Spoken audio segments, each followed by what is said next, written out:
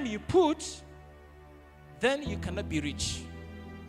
That is why my presentation this morning is to share with us, how do you make money without spending much of this precious asset, time? And all what I'll be telling you this morning are not inspirations, are not motivation. They are instructions. They are commands. And I want you to take it like instructions, to practice it, to put it into your life. Because the rich people, the billionaires, there are certain things they know which not everyone knows.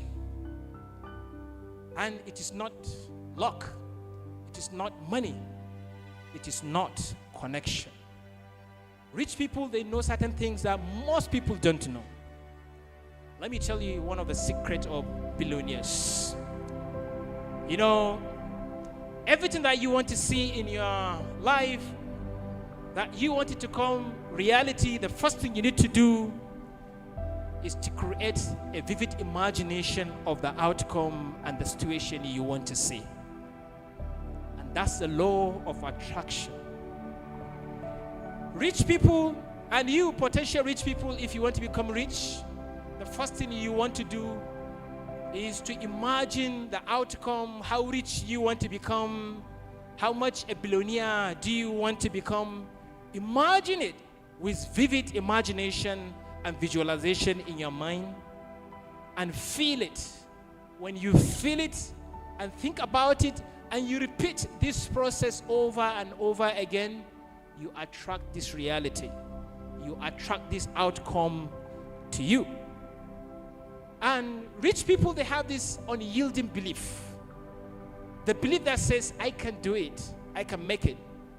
If your mind says you cannot do it, and you are seated in this a billionaire workshop, you are just jotting down, but deep inside your mind you believe you can make it, you have a doubt, then that cannot happen to you. The only person that can change your mind is you. And they have this burning fire inside them that they want it badly. They want it so much. If you don't want to become a billionaire badly, you cannot become a billionaire. So you have to want it so much. And they have what I call the grit. Billionaires, if you have to become a billionaire, you have to have grit. Grit is you continue to pursue your goal, to continue to commit, despite the obstacles, despite the challenges. You still want to push, you still want to do more. That's grit. And rich people, they have something very interesting to me, which is a special knowledge, or what I call specialized knowledge. They are not just good at general knowledge, but they are good in special knowledge. So you being generally known or aware of general knowledge, that can make you a billionaire. What can make you a billionaire is if you have a special knowledge about the area of your investment and value addition. Because if it is where general knowledge, the geniuses, the great minds, the most intelligent people will have been the richest people. It's not about general knowledge. If you have to become a billionaire, you don't have to know everything. How many geniuses do you know that are broke? How many smart people you know that are broke? How many first-class students you know that are broke? They are broke not just because they are genius. They are broke because they don't have the special knowledge and because they don't know how to apply it. Being smart in school and being smart in life are entirely different things. Because schools reward answers, but life reward decisions. Schools test memory, while life tests judgment. So the outcome of schools, or the result of the school, is the grade, but the result of life is your outcome, who you are. And that's why I said the difference between the rich and the poor are largely between how they decide and how they judge every situation and people around. The difference between the rich and the poor is not only in their bank account. The difference between the rich and the poor is in their minds, in the way they think. You are rich mostly because of the way you think. You are poor mostly because of the way you think. So if you want to change your status from poor to rich, what do you need to do? Change your thinking. Because if a poor man sees money, he sees something to spend, while the rich, if they see money, they see something to plant. That's a big difference. Is money to be spent or money to be planted? You make a choice, and that choice gives you the real difference. You see, money works like this. You have to plant it. You have to protect it. You have to feed it. And then you harvest it. If you don't do any one of this, there is no way you can become a billionaire. So, plant the wealth, protect the wealth, feed the wealth, and then you harvest it. Imagine you eat your seed. Will you be able to harvest? If you eat your seed, then there is no way you can harvest. So, how much of your seed are you eating? That tells us how much you can harvest. Because some people spend every income they earn, and they wonder why they remain the same way they are. It's impossible. You cannot change. If you spend all your income, 100% of your income spent, every kobo spent, there is no way you can become rich. Some people even do the worst. They spend above their income. There is no way they become rich. And let me share with you a secret. You see, the gap between your income and your expenses is the space where your wealth grow.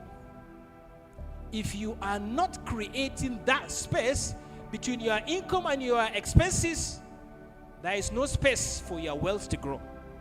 So wealth grow in that space between your income and your expenses. How big is this space? Determines how big your money grows. So create that gap so that you can plant more of your wealth so that you can harvest more. Because that gap represents the fields, your farming field where you are growing wealth. The bigger the size, the bigger the yields. Even if you have extra income, do not spend it in just changing your lifestyle.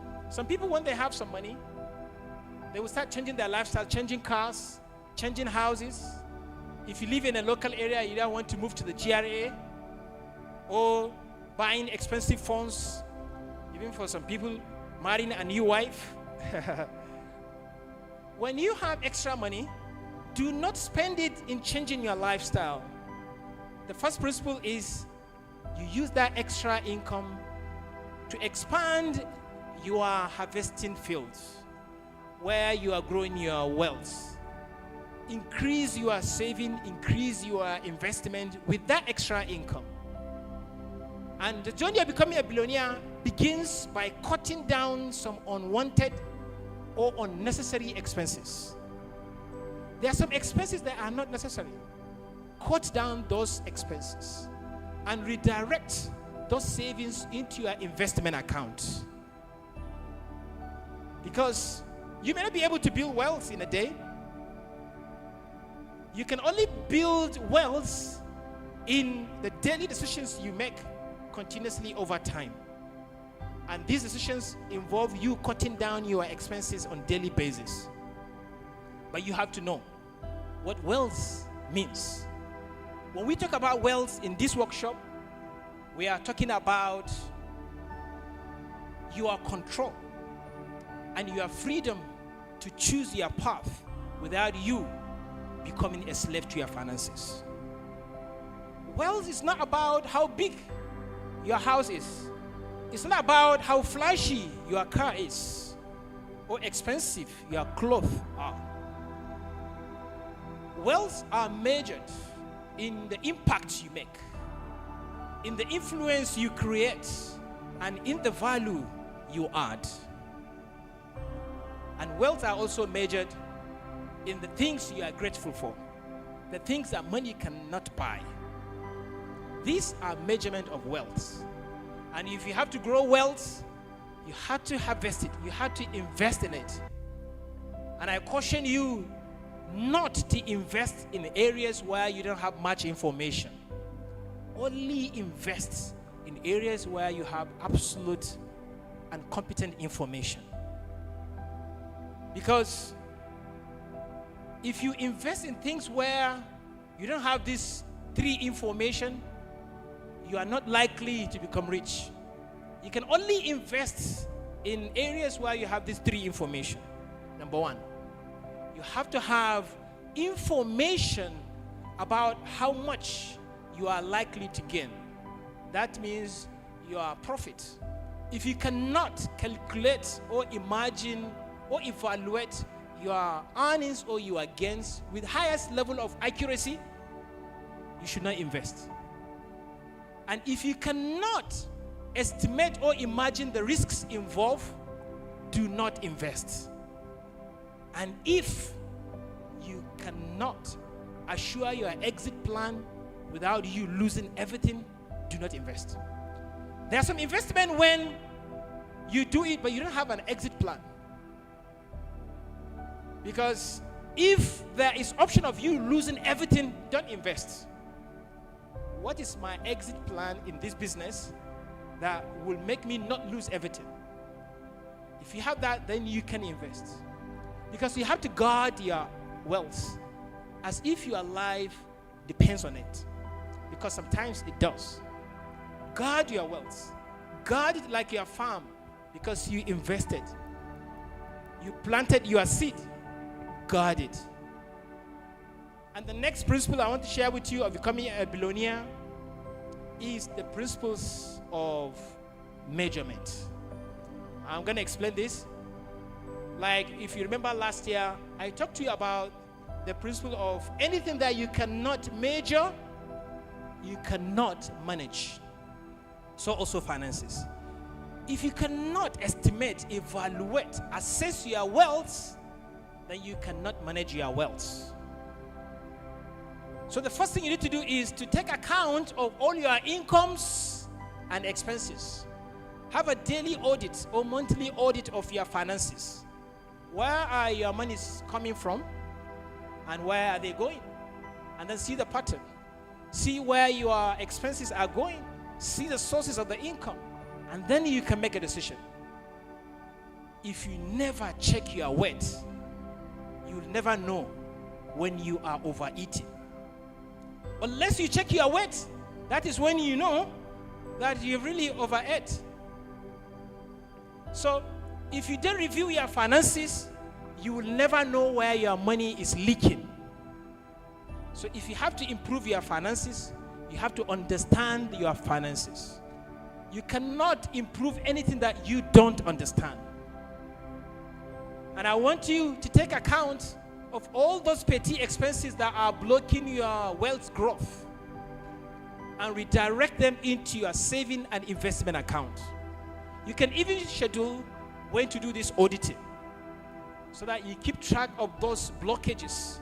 Sometimes your wealth want to grow, but the road is blocked. Clear the road for your wealth to grow. And like I always say, everything begins with knowledge. The foundation of wealth also begins with knowledge. Because as your knowledge compounds, so does your income. The more knowledge you have, the more possibility of you becoming rich and wealthy. Because sometimes it's not about how many times money comes to you, because money comes and go, comes and go, comes and go. But there is one thing that remains: the lessons and the disciplines. The discipline you learn from having all the money coming and going, that's your treasure. That's what's most important. Last year I told you the story of one of my mentors who was given the task of doing everything possible to get his first $1 million. And after getting the $1 million, his coach asked him to give it out free of charge. Dash this $1 million. He spent years trying to gather this $1 million. After the money comes, he was asked to dash it out, because it is not the money that matters. It is the skills, the disciplines, the lessons he has learned in the process of gathering this money. That's what matters. What matters is what you become in the process of getting this money. That's why I want you to cherish and invest so much in continuous learning that relate to finances. Get knowledge about finances. Invest. Even if you have extra income, spend it in buying books, attending workshops, seminars, visiting mentors, hearing their stories. Because if you continue to invest your specialized knowledge, to invest in this special knowledge, your income will grow up to a time when the growth of your income is no longer dependent on your presence.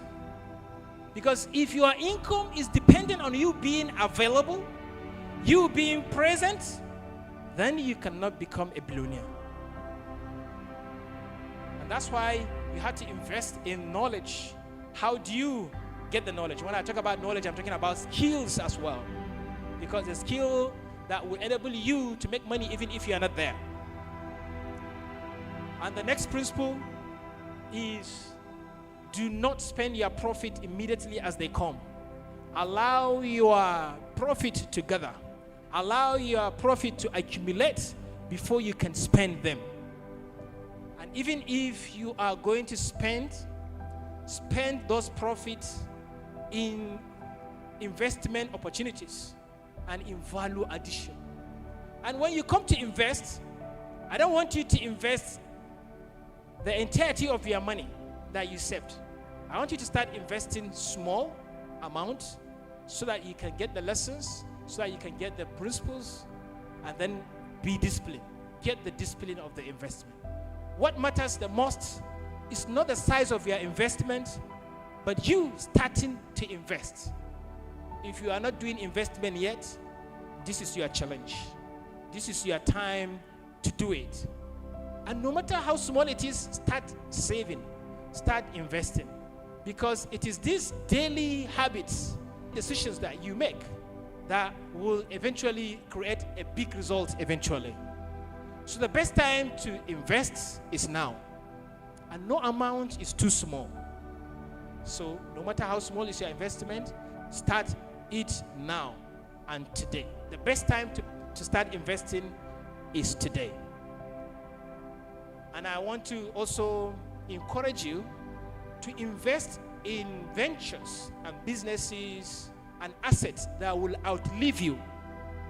Some people, when they die, so does their wealth. You want your wealth, your asset, your value that you added to outlive you.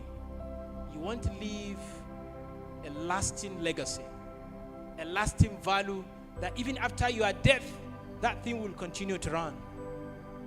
So set a vision that will go beyond your lifetime.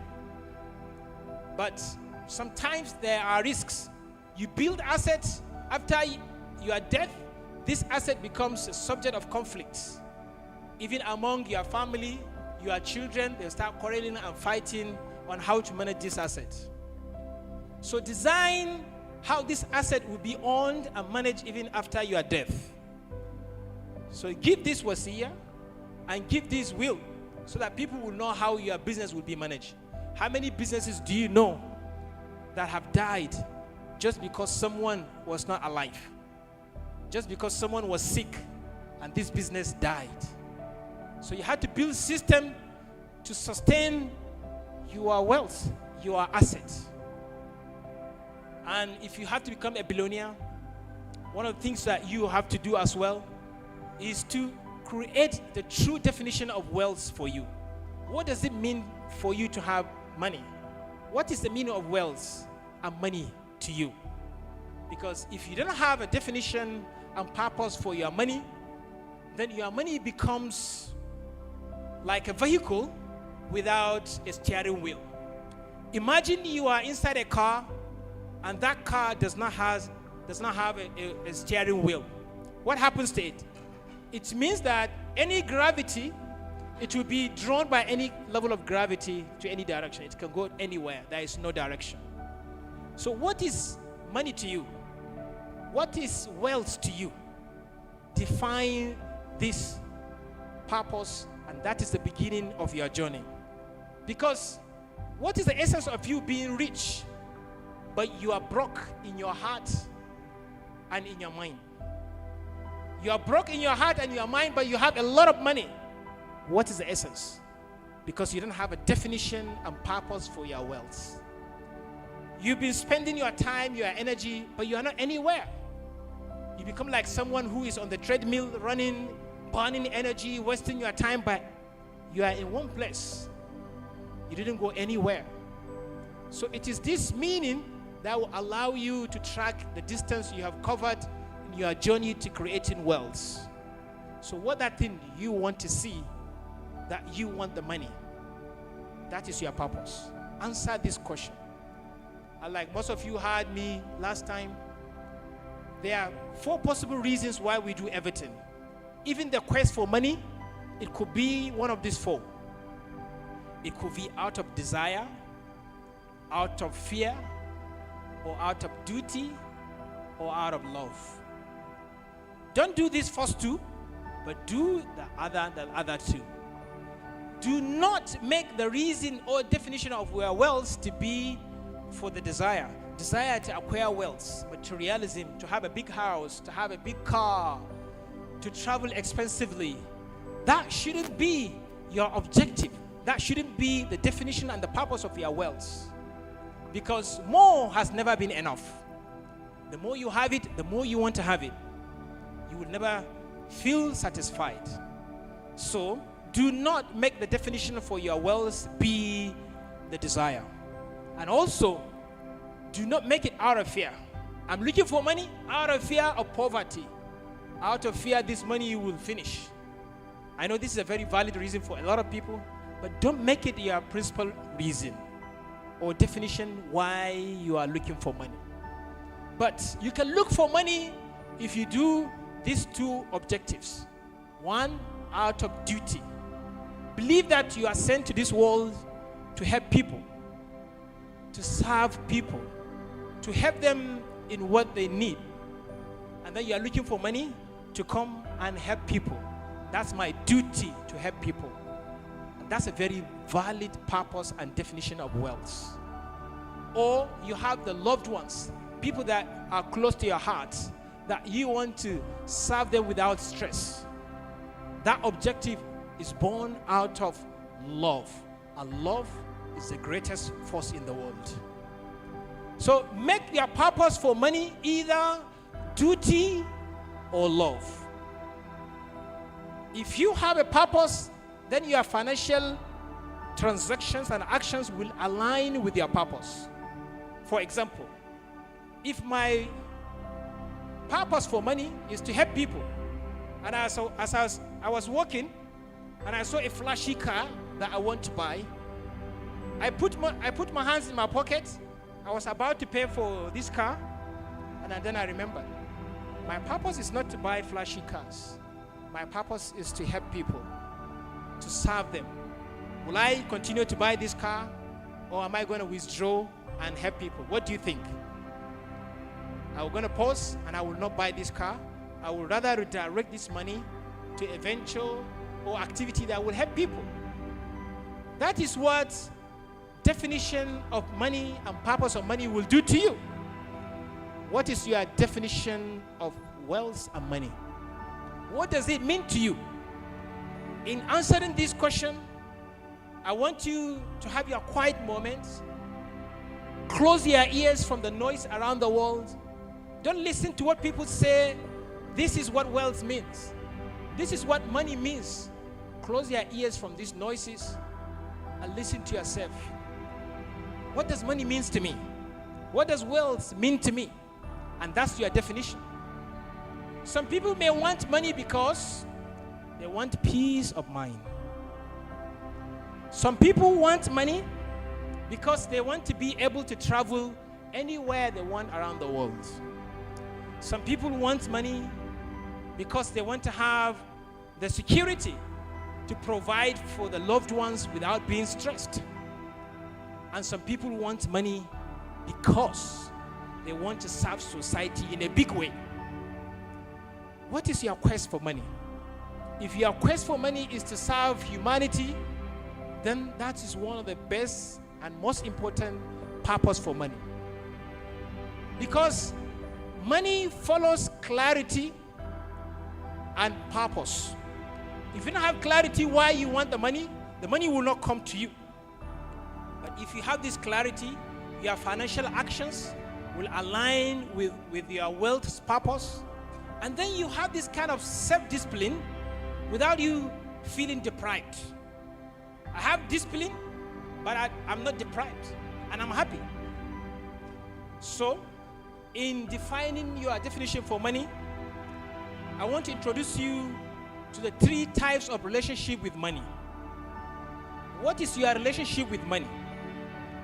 You can either have, number 1, selfish relationship, or sufficiency relationship, or service relationship. Let's take it one after the other. Your relationship with money could be for selfish purpose. I want money because of me. I want money just to serve me. And as much as I need money, that's when I continue to look for money. If I don't need money, I will not look for money. So all my money is for me.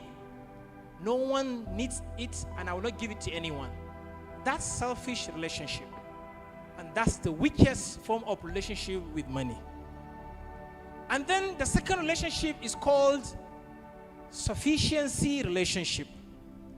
This is where your quest for money, the reason why you want money is just to make yourself sufficient. You don't want more than you need. If I have extra need for money, that's when I look for money to just bridge the gap.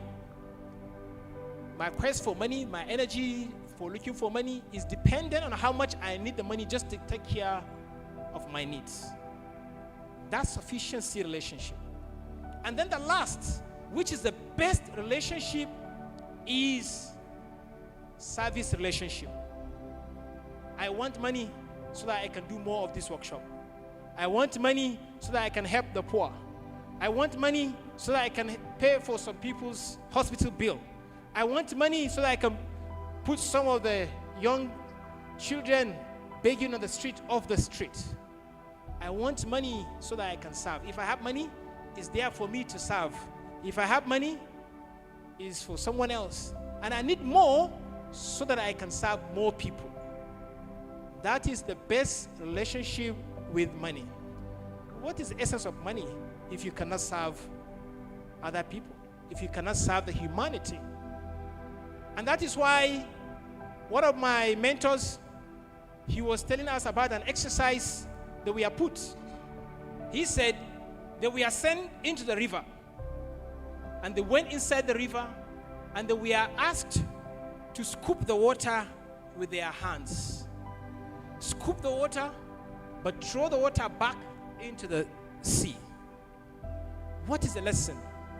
That was just a lesson, an exercise to make them understand that anything you get in this world is temporary.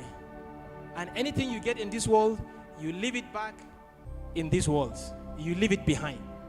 You came with nothing, and you're going back with nothing. So the money you have in between, why is it given to you? It's just to test you and see if you can serve other people. serve more people, and more money will come to you. If your intention, genuine intention, is to serve people, miracles will happen. Amazing things will happen to you. If your genuine intention is to serve, and you don't need to have a lot of money to serve. Even with your time, you can serve. With little income, you can serve. Sunduta Pascal was a very classic example. When she was thrown out of her house, she was 9 months pregnant. She was about to deliver a baby. She has 3 other children. She was sent into the cowshed, and then she delivered her baby inside the cowshed. She used a very sharp rock to cut that umbilical cord and deliver the baby herself. The baby was crying. She needed to breastfeed the child. There was no money, and she has to look for food to eat to get the nutrition. She went and started begging on the street to look for food so that she can breastfeed her child.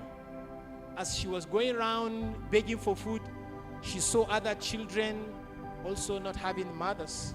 They were looking for food. She pitied them. She said, "Come with me, join my child, wait here, and I will go and look for food for you." Sunduta, she will go and beg for food to bring to her child and other people's children that were roaming the streets. That's what Sunduta did until she has more than 1,400 orphans. She created the orphanage house, and she received the Nobel Prize award because of what she did. Sunduta was not a billionaire, was not rich, but she was rich in her heart. That she saw the pain, the plight of the people, the young people on the street, as her responsibility. Without money, she took the responsibility to take care of them. And that's why she is great today. So you don't have to have money before you say you can serve. Because the wealthiest is not the one with all the money. The wealthiest is the one who serves people. And you see, money is aware of all this. Money is like energy. It follows certain people. There are some people, they are not working hard, but the money will come to them. But there are some people who does not work harder or does not work hard, but the money follows them. So you have to attract the money. And that starts by you building the mindset of serving people, and that is why we are looking for the money. Some of you might have watched the series called Undercover Billionaire. Undercover Billionaire was an experiment that was done where a real life billionaire was asked to go to a new town where he knows no one. And he was sent there with only $100, a cell phone, and an old car. And the challenge was that in the next 90 days, this billionaire will have to earn $1 million. $100, 90 days, converted to $1 million. That was the challenge. The only thing you have is your cell phone and an old truck in a new environment where you know no one. That was the challenge. And these billionaires, they did it. They made it. In 90 days, they converted $100 into a $1 million. Because they are the attraction. The money follows them. Even if you strip them of all the billions they have, the billions will still come back to them. And you have to have that intention to serve people before you have that kind of magnetic reaction or attraction to the money. And that begins by how you think about money. There are some people who think money is a bad thing. Money is evil. You don't want to have much money. If you think negative about money, the money runs away from you. You have to think money is good. Money is powerful. And I can use money to even get to paradise. If you have this positive mindset about money, that is when you call money and money will come to you. And there was a time when I gave this kind of lecture and I asked the audience and I said, imagine we have 200 million Nigerians. And each of this population will contribute 100 naira and give it to you. 200 million Nigerians, each contributing 100 naira to you. How much will you get? Mathematicians. 200 million or billion? That will give you around 20 billion, right? 200 million Nigerians, each contributing 100 naira. Giving it to you. You end up with 20 billion, I think. 20 billion naira. But that's very easy. I can give you 100 naira every day if you want. You can come to me, I'll give you 100 naira. It's very easy. How many people can give me 100 naira today? All of you.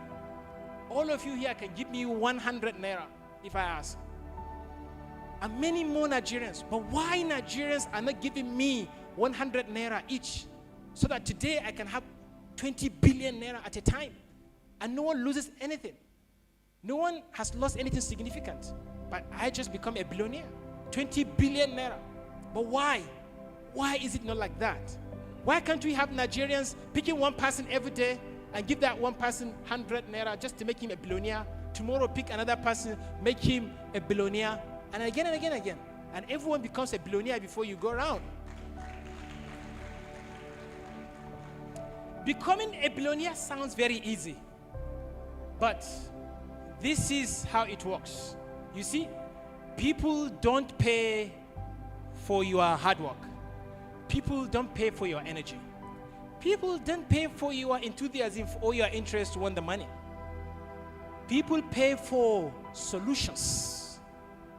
If I want every Nigerian to give me 100 naira, I need to create a solution. That I say, I have a solution. That's when Nigerians will say, okay, we want to thank you because you created a solution and we give you 100 naira. Every Nigerian will give you 100 naira if you create that solution. And that is why I don't want you to do business. I don't want you to do business because you want to make money. Whoever starts a business with thinking of making money, he is wrong or she's wrong. Do not start a business with thinking of making money. And someone was shocked when I said that. So what's the essence of me doing the business if I cannot make money? Money should not be your reason for any kind of venture, for any kind of business or investment. The purpose and why these people are billionaires is because they start a business, they start investment just to solve problem. If you are doing business to make money, you are wrong. But if you are doing business to solve a problem, you are right. But where is the problem? One of my students in entrepreneurship class, she raised her hand and she said, Prof, I've been looking for problems. I didn't see any. There's no any problem to solve. And then I said, that is a problem. If you cannot see the problem, that is a problem. Your ability to see the problem is the number one determinant of you becoming rich. If you don't have eye to see problems, then forget about rich. Forget about richness. The rich people are people who have eyes that see problem. Problems are everywhere. Some are visible, some are beneath the surface. You have to have eye to see the problem before you become a billionaire. Because every problem is an opportunity. And I want to give you an assignment. I want to give you a task. From today, get a book, get a jotter, or even on your phone, you have this digital memo or digital jotter where you can be writing. Anytime you go around, you see a problem, write it down. Write down every problem you see. No matter how small or big the problem is, write it down. But don't just write it down, and I want you to write who this problem affects. So you have 3 columns. The first column is titled problem column. The second column is the effects column. If this problem happens, who is affected? And then the third column is the solution to the problem. Go around. You realize that in 1 month, you might even feel a 30 leaves or 40 or 100 leaf of a jota. That book is the most important book in your life, because that book is the treasure map that will guide you to the opportunities that most people miss. And that is the book that will tell you how you can use the Averna to make a difference in this list of problems. When you look at these problems, you realize that there are some problems where your passion and your skill can make a difference. And choose that problem. Focus on that problem and see what you can do to solve it. Because problems are not obstacles, they are stepping stones. And let me tell you, if you want to get a lot of money I mean here, do not follow crowd. Do not do what all other people are doing, but solve the problem that most people don't see or they overlook. What are the problems that people overlook, that people don't see? Then try to solve that problem. That is where the thing is. Try to solve problem. So the main principle I'm talking about here, do not start a business, do not invest with the intention of making money, but only to solve problem. And you see, the bigger the problem, the bigger your reward. The smaller the problem, the smaller your reward. So if you are solving big problem, you get big money. If you are solving small problem, you get small money. So do not be intimidated by big problems. Chase those big problems and try to solve them. And sometimes enhancing your skills will help you to overcome and come up with solutions to these problems. So, which problem are you solving? Which problem are you seeing now? That determines how much money you get. So your journey to becoming a billionaire begins by the problem you take.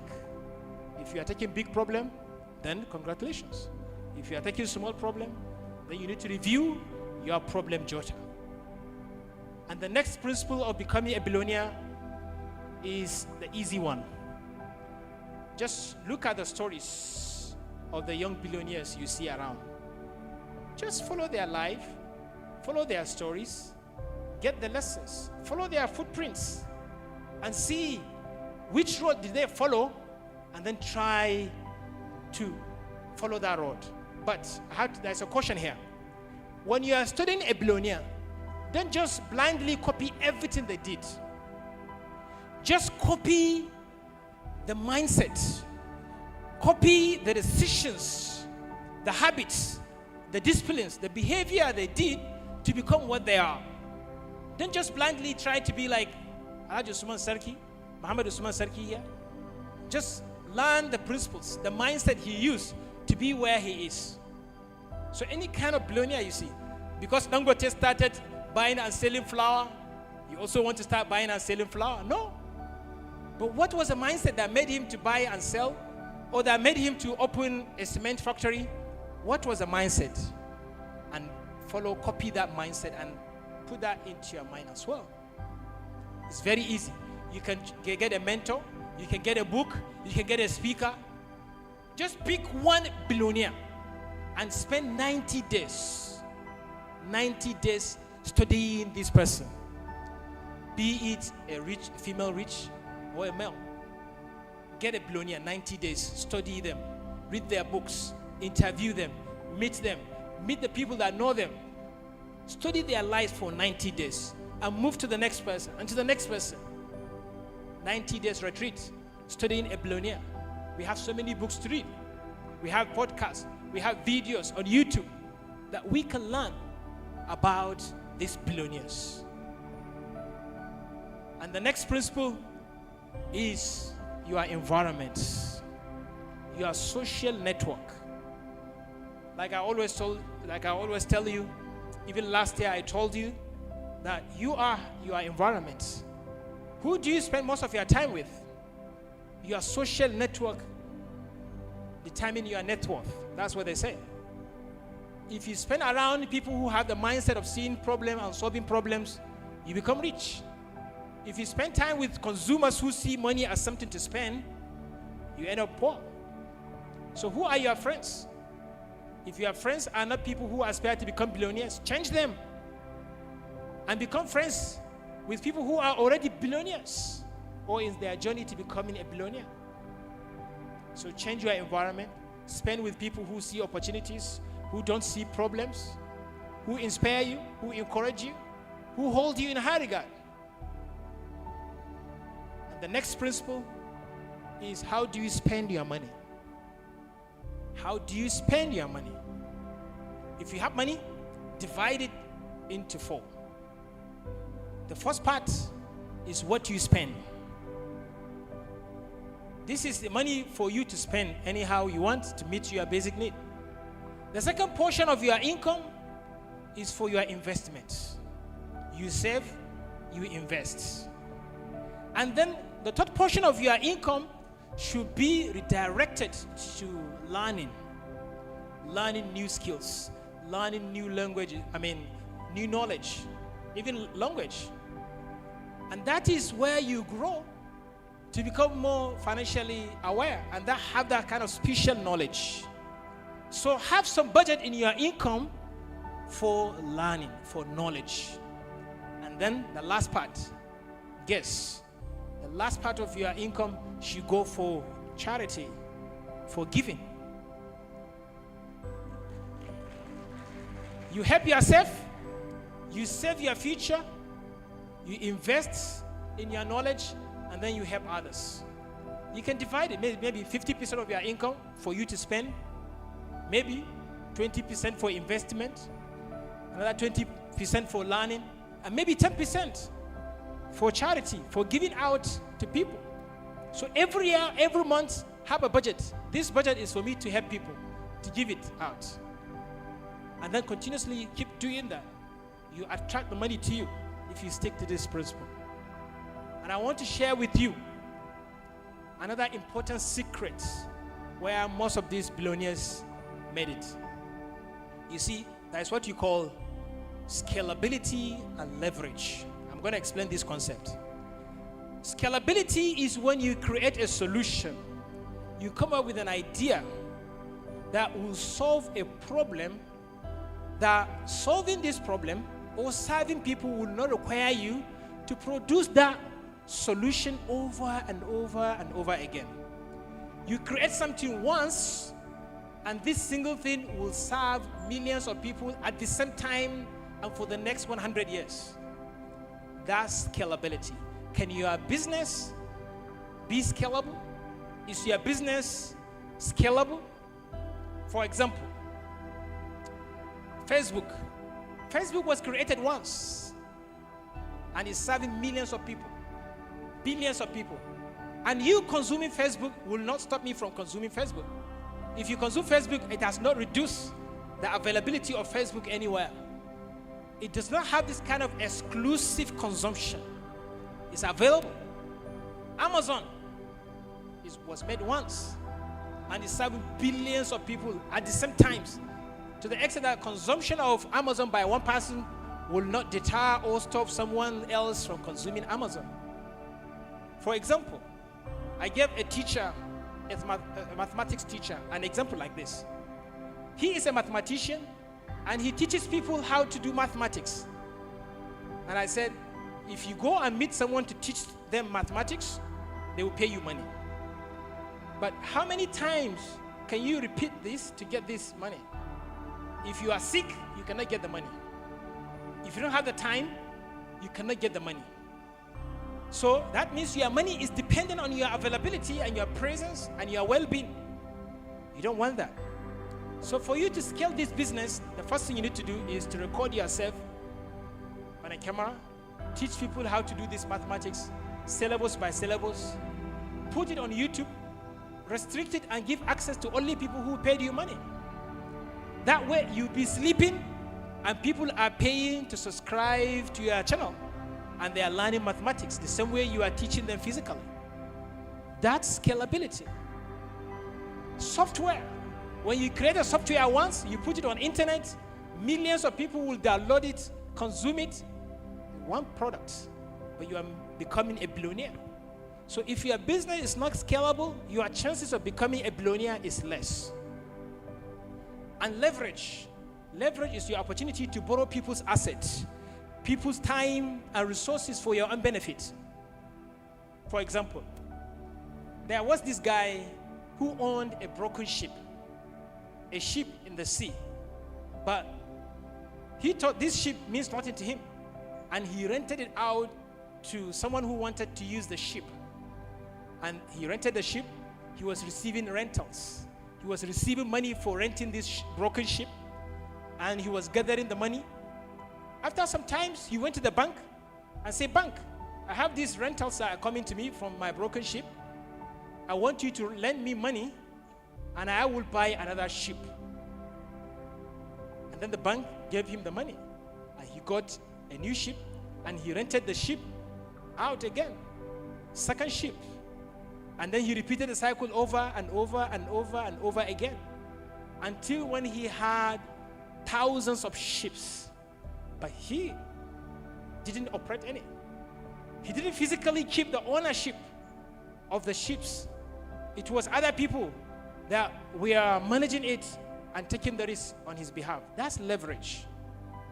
And one of the classic examples most of you can remember was the story of someone who was given access to a mining field full of gold. Imagine like Zamfara, and said, the entire Zamfara is given to you. Go and extract all the gold in Zamfara. It's yours. But you have only 3 days to extract all the golds in Zamfara. How much you can extract in a day, within these 3 days, is exactly what you have. Most people will say, okay, I will dig as many holes as possible to get the gold. But leverage is where you now say, okay, since I don't have the capacity to extract all this gold within 3 days, I'm going to make an announcement and ask people to come and extract this gold. And I will share the entire Zamfara gold mining field to all these people. They will go and mine this gold. The gold is theirs. But whoever extract gold will give me 10% of the share of the sales. By doing that, within 3 days, you can get the people that will go and mine the entire Zamfara gold mining field. And you get your 10% from all of them. And that way you get more income than you will have taken the entire Zamfara by yourself to mine. That's the power of leverage. Leverage on people. Make people work for you. Make money work for you. Never work for money. Well, not never, but try to reduce how much you work for money. You see, let me give you an instance. On 21st December 2024, Jeff Bezos went to sleep. His worth was $230 billion. When he woke up in the morning the following day, his net worth was $232 billion. During his sleep, he got extra $2 billion. You are sleeping, but money was coming to you. But what happened? Jeff Bezos, during his sleep, the share of Amazon rose by just $0.87 per share. And because Jeff Bezos owned about 10% of Amazon, he earned $2 billion overnight. The same night, a hardworking, talented, very committed engineer was sleeping. He woke up the same way he went to bed. Because that night, Jeff Bezos got more money, 4 million times than this engineer. But what's the difference? What did Jeff Bezos do that this engineer didn't do? Jeff Bezos' system and mechanism for making wealth is entirely different from this engineer who worked the daily working hours from 9 to 5. Jeff Bezos was leveraging on leverage. People are going to Amazon not to buy Jeff Bezos products. He wasn't there, but he gets commission when people are doing their things. That's leverage. How can I make money when two people are having transaction? Leverage. So, make money work for you. Do not work for money. The money you have, send it out. Hey, work for me and get more money. But you putting your labor and your time to make money, that's you working for money. The future billionaires, I have a news for you. In the next 6 years, or even less than 6 years, there are going to be more than 1,000 billionaires to be created. Will one of them be in this room? That's the question. But these billionaires that will be produced, they are there now. They don't know yet that they will become billionaires in the next 6 years. They don't know. But they are doing something they have not realized. They are solving problems. They are adding value. They are seeing problems. They are doing scalability. And they are doing leverage. Because 6 years is even too long for you to become rich and a billionaire. Just like the story of Retish Argyle, if I pronounce it well, an Indian guy who was very poor. His parents didn't have a house. They didn't have money to eat. And they didn't even have the money to pay for the rent. They were sent out of their house. Retish was homeless. He was angry. He was frustrated. For him to eat food was difficult for him. But Retish, as hard as life was for him, he didn't know that in the next 6 years, he will become the youngest billionaire in the world. He's on the street now, begging for food. But in the next 6 years, he will become the youngest billionaire in the world. He didn't know. But what did Retish did? Or what did he do? Retish said this. He said, I was not looking for money. I was looking to solve problem. Retish one day, he woke up, he looked at a hotel. He said, I see this hotel all the time, but customers don't come. Why this hotel is there with no people? And Retish went to the owner and said, the owner of this hotel, I can help you. I promise I will help you get customers to come to your hotel. And then Retish was given the challenge. He went into the hotel. He changed the bedsheet. He changed the pillow. He took nice painting and images. He put it on the wall. He took nice images of the hotel. He changed the name of the hotel and he posted it on the internet. Say, people come to this hotel. The name of this hotel is Oyo Hotel. Within no time, from empty hotel to a full hotel. Clients and customers, we are coming to this hotel. It becomes the best hotel in town. And a lot of money was earned because of that. And Retish told himself, he said, if I can solve and fix one hotel, then I can fix thousands of hotels. You just need to solve one problem, then you can solve million problems. And let me tell you now, Retish has over 43,000 hotels. 43,000 hotels across the world. He is the owner of the second largest hotel chain in the world. Within 6 years, from poor. He was not better than your situation right now. And the economy didn't change. The president didn't change.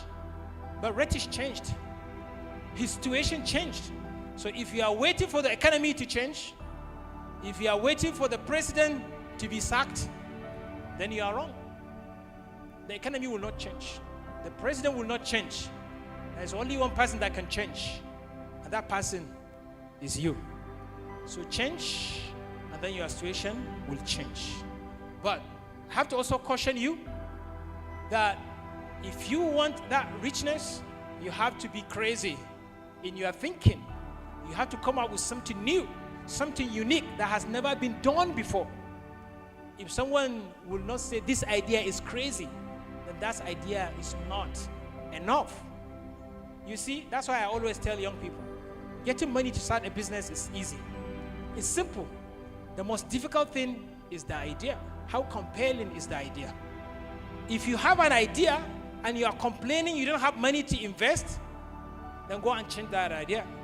There are some ideas that whoever hears that idea, everyone wants to throw their money in. So the 100% of the thing you need is not money. 100% of the thing that you need to do is to see problem and come up with idea to solve that problem. 100%.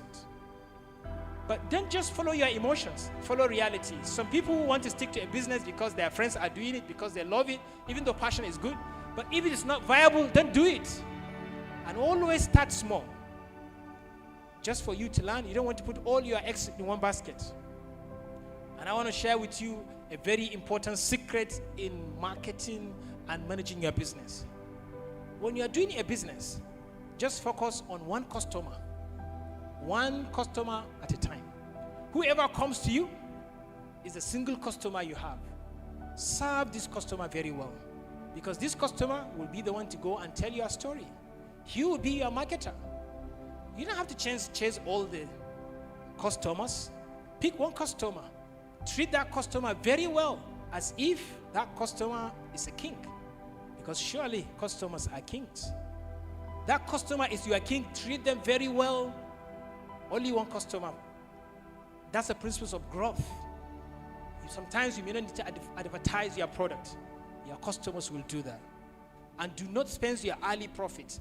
Businesses are not meant to make profit at the infancy level.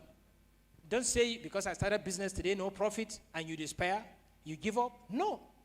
You can even have up to 1 year without you making a profit. That's fine. That's natural. And you have to be careful about the people you put in managing your business and your investment and your assets.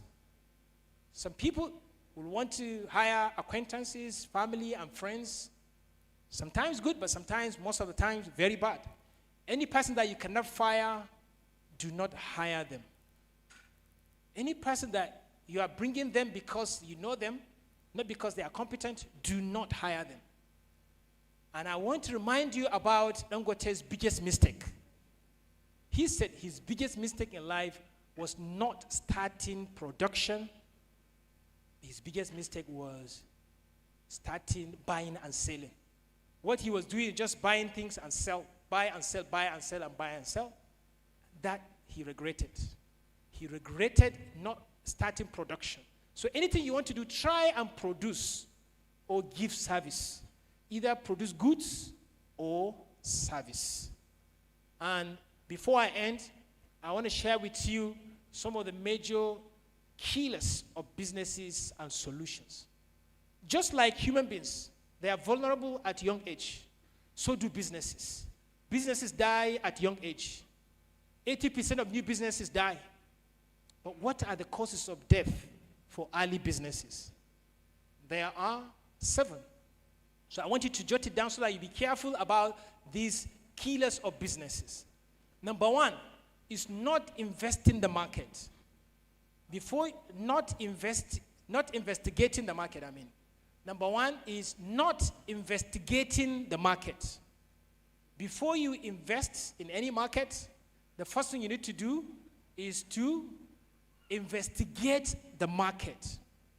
Find out who are there, who are the dominant suppliers or leaders in the market, where are the problems, where are the complaints, who are people who are frustrated, where are the complaints coming from. Investigate the market.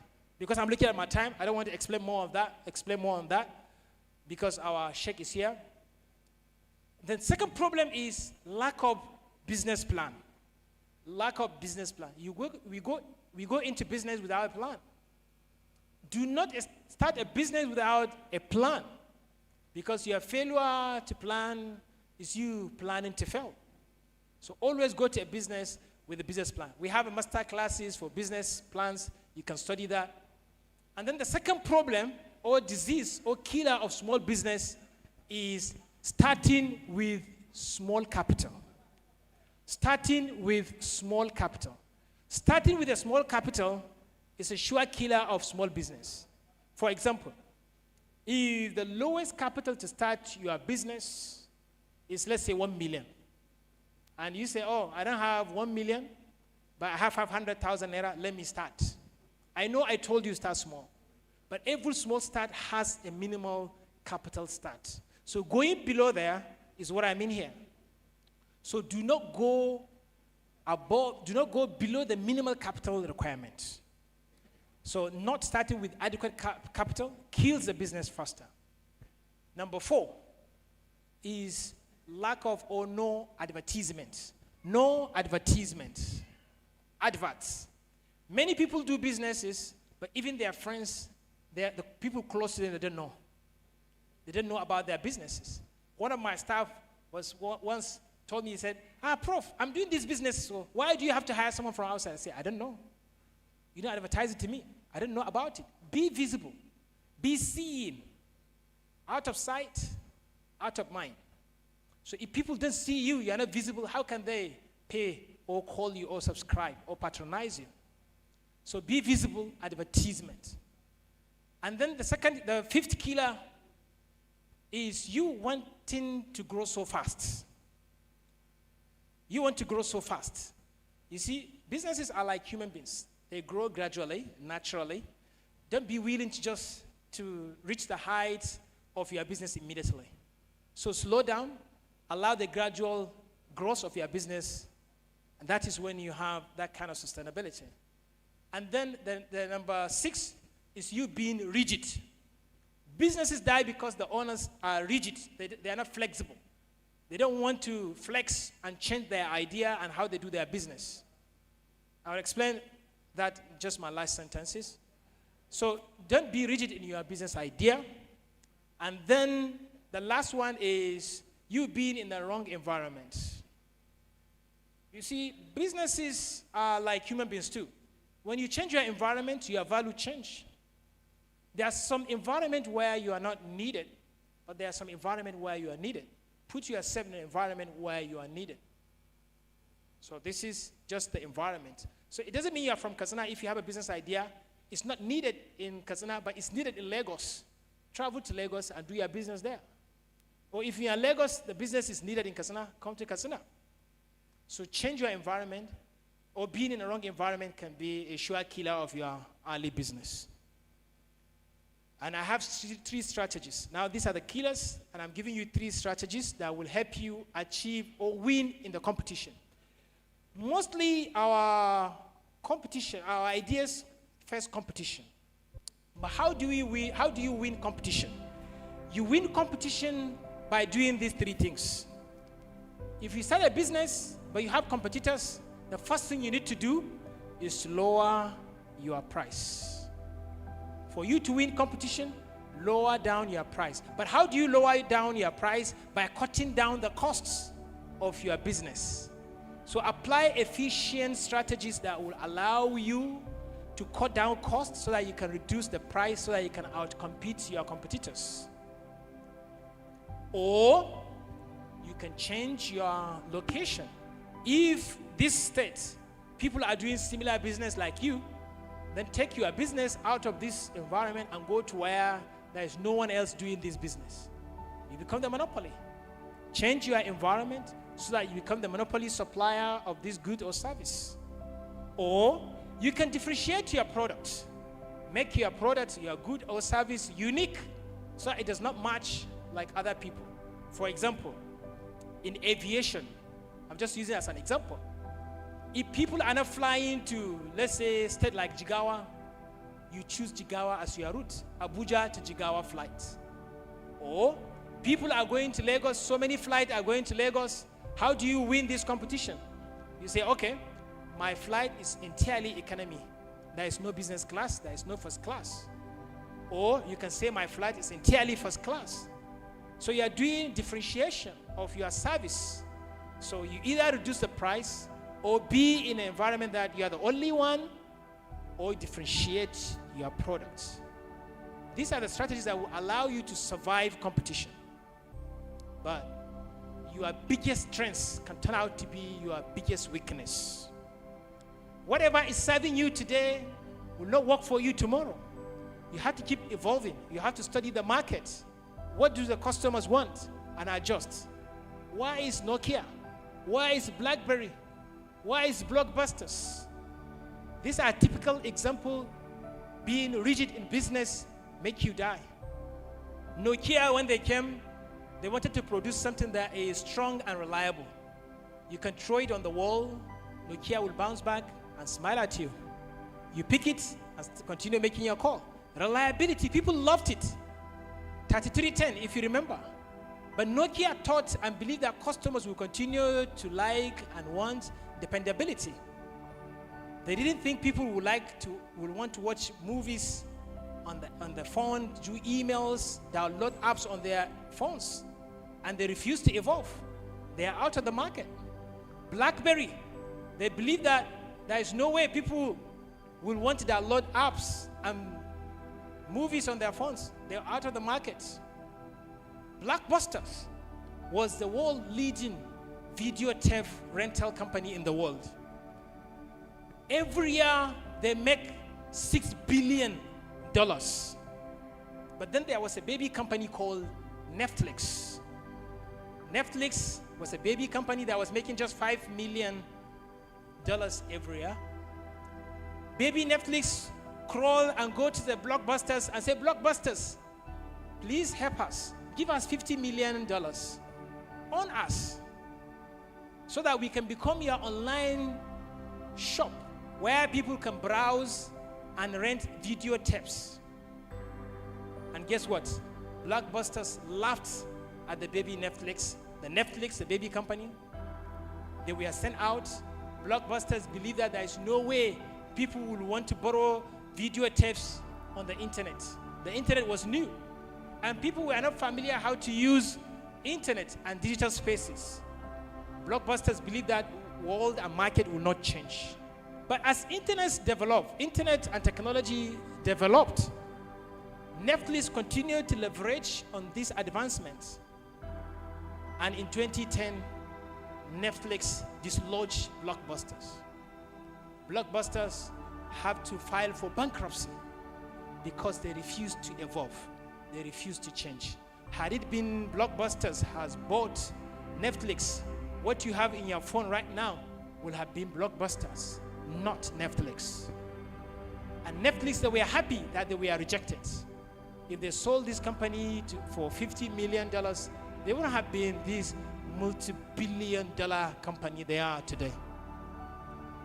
So, evolve. And my last good news to you is that, which is a surprise, I wanted to keep it, but I have to say it. All of you that are in this room, I will give you 100 million naira today. You don't believe me? I see. I think we should show them my bank account. They don't know how much money I have. You know, I can give you 100 million naira. 100 million naira is very easy for me. I can do that. And I want you to temporarily believe me that I will give you 100 million naira, but only on one condition, that you have to tell me what will you do with it. What will you do with 100 million naira today? If I give you 100 million naira, what will you do with it? Most people don't have answers. If you don't have answer to 100 million naira, just forget about being a billionaire. Always believe that Prof said he will give me 1 million naira, but I have to prove to him what I'm going to do with it before he gives it to me. But when you come out with a plan, concrete ideas, what will you do with that 100 million naira? The next thing you need to do is to remove this belief that said, I will give you the 100 million naira, and now change it with the belief or with the question, how do I get the 100 million naira? Then come out with a plan. How do I get 100 million naira to actualize these concrete plans I have for 100 million naira? If you don't have a plan, forget about it. And it doesn't matter your age. Colonel Sanders was more than 60 years when he became a billionaire.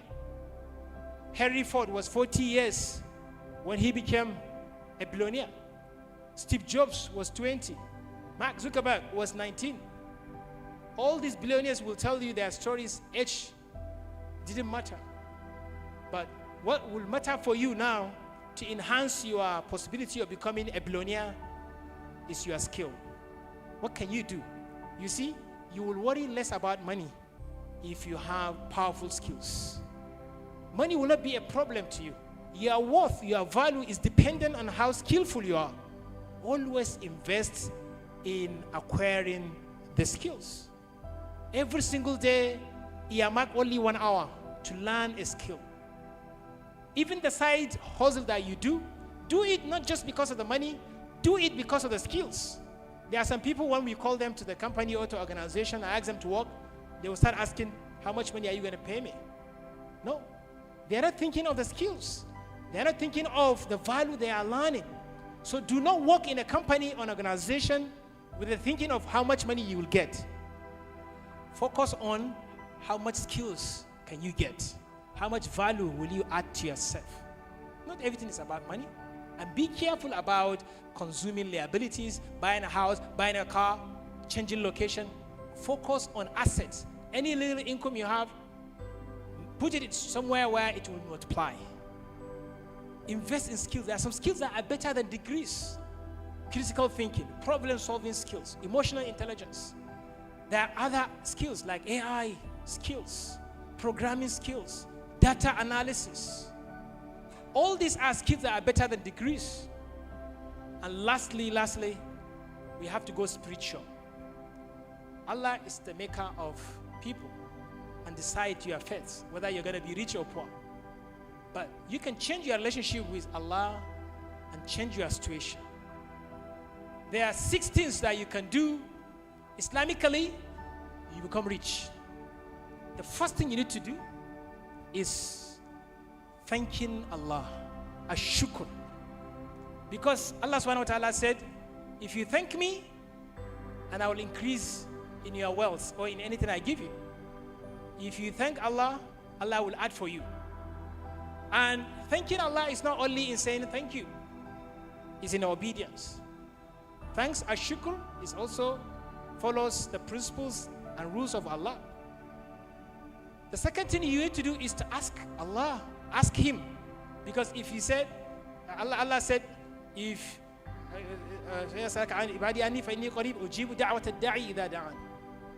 I accept the praise of whoever asks me. Ud'uni astajib lakum. Call on me, pray, and I will accept it for you. How many people want to become billionaires but they never ask Allah, I want to become a billionaire? You remember the guy that went to Kaaba and he was saying flus, flus, flus? That's Iman. He believes he's a giver. He's in front of the giver. And give me the flus. And Allah gave him the flus. So you too in your prayers, tahajjud, when you are sujood, ask Allah for the money. And He will give it to you. And then the third principle, Islamic principle of becoming rich, is connecting ties with your relatives. Zumunci. Zumunci, visiting family and relatives, increases in your wealth. In your life, the quality of your wealth and your life will increase if you do this kind of zumunci and connecting ties with your relatives. And there was this hadith that says your wealth can be blocked because of your sins. If you commit sin, especially the sins you do when you are private, between you and yourself, you close the door and you commit that sin, that's the kind of sin that stops your wealth to come down. Those sins block your risk. Even if the risk comes, it might not be of blessing. So be careful of what you do in private, because that's your privacy with your God. It's only when you come out before people that you become a very clean and good person. But when you are private, you are a really bad person. And that's when you are with your God. And God will feel that that's not the way you're respecting God. So, if you want more wealth, attaqwa Allah, fear of Allah. وَمَنْ يَتَقِ اللَّهَ يَجْعَلْ لَهُ مَخْرَجًا وَيَرْزُقْهُ مِنْ حَيْثُ لَا يَحْتَسِبُ. So that's the secret of wealth. Fearing Allah when you are alone, that will increase your wealth. And giving charity, giving people money that needs it, even if you have small, even if no matter how small your income is, give it out. God will add for you. So even every morning, angels will come and ask Allah, whoever gives for the sake of Allah, add in his wealth. Whoever withdraw and become stingy, oh Allah, reduce in his wealth. So are you giving? Whatever you give is what returns to you. And then the lastly is saying astaghfirullah.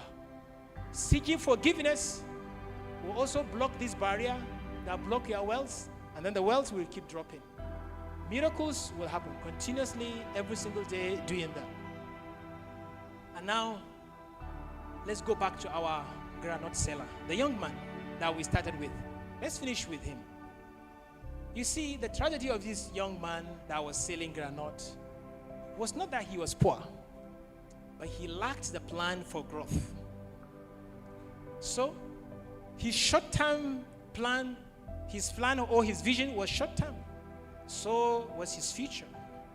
So if you want to change your future, you have to start by changing your mindset. This guy could have said, I want to brand my granite. I want to package my granite. I want to liaise with supermarkets. And I want to train people to market my granite so that I can distribute it widely across the country. This could have been his plan, but he does not have the brain to think about it.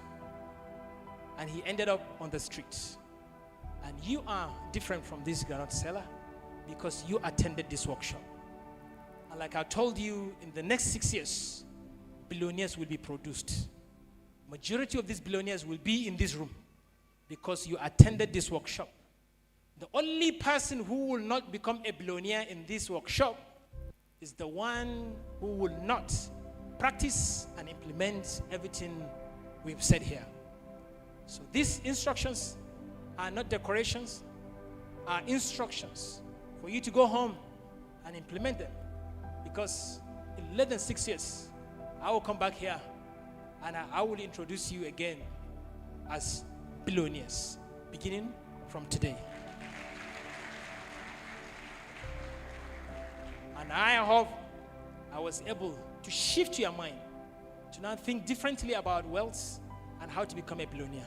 Because you can do it and you can become a billionaire. Ladies and gentlemen, I want to thank you for your attention, and I look forward to introducing you, like I said, as billionaires on this stage. We are going to have an interactive sessions where you're going to ask follow-up questions, even challenge some of the things I said, add to what we said. But I want you to join me to respectfully welcome and acknowledge the presence of our special guests that are here, especially the one that traveled all the way from Niger State to be with us. Someone I personally admire. I have been his student. I have been following his videos because of his depth of knowledge, especially from Islamic perspective, and his eloquence. Ladies and gentlemen, help me make welcome to Katsina State by giving him the loudest possible round of applause to our Sheikh Muhammad Nuruddin Lemu. Keep doing it. More.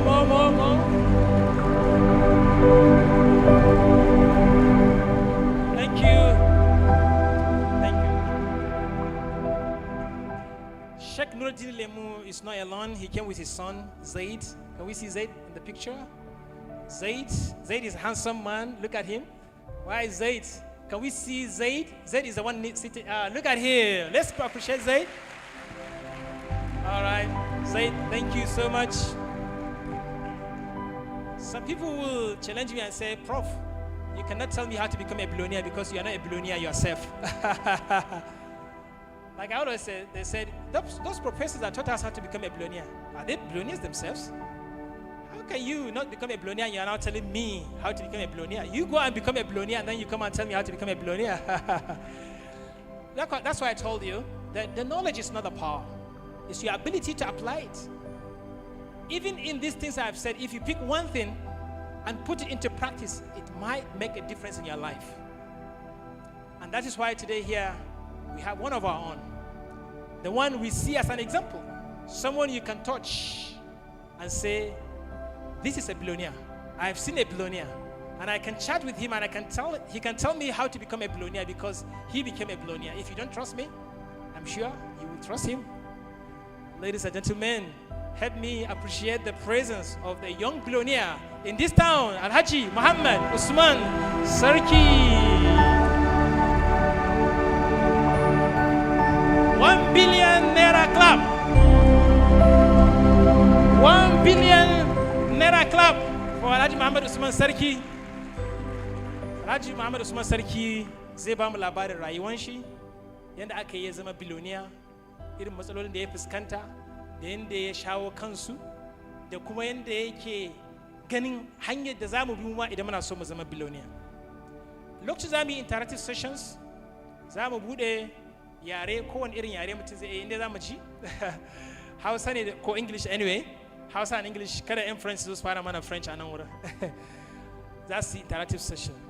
And I also have, why is Hawa? Hawa, she's around. Hawa Ibrahim Amini, kada yan gender su ce ba mu kawo gender ba. She will tell us her story. So I will now give the chance to our Sheikh to make his presentation. And then after his presentation, Alhaji Muhammad Usman Sarki will make his presentation. Hawa will make her presentation very short. And then we go into the interactive session. We are going to break for the prayer, but just be patient. We are full here. We break at the same time so that we pray together. But I'm not the only one that will usher Sheikh onto the stage. I will now invite Hawa Al-Mustafa that will come on the stage to help me recite the profile of Sheikh Muhammad Nuruddin Lemu. And after her recitation of the profile, Sheikh Muhammad Nuruddin Lemu will come on the stage to give his speech. But just before, I was just told that we need to refresh. And Anche Ray run Dangin Goro. Ray Dangin Goro. Barum dan samu wani entertainment kadan. Then Hawa, she will come on the stage to introduce Sheikh. Then Sheikh will do his introduction. Ladies and gentlemen, thank you so much and congratulations for this knowledge you have now. Thank you.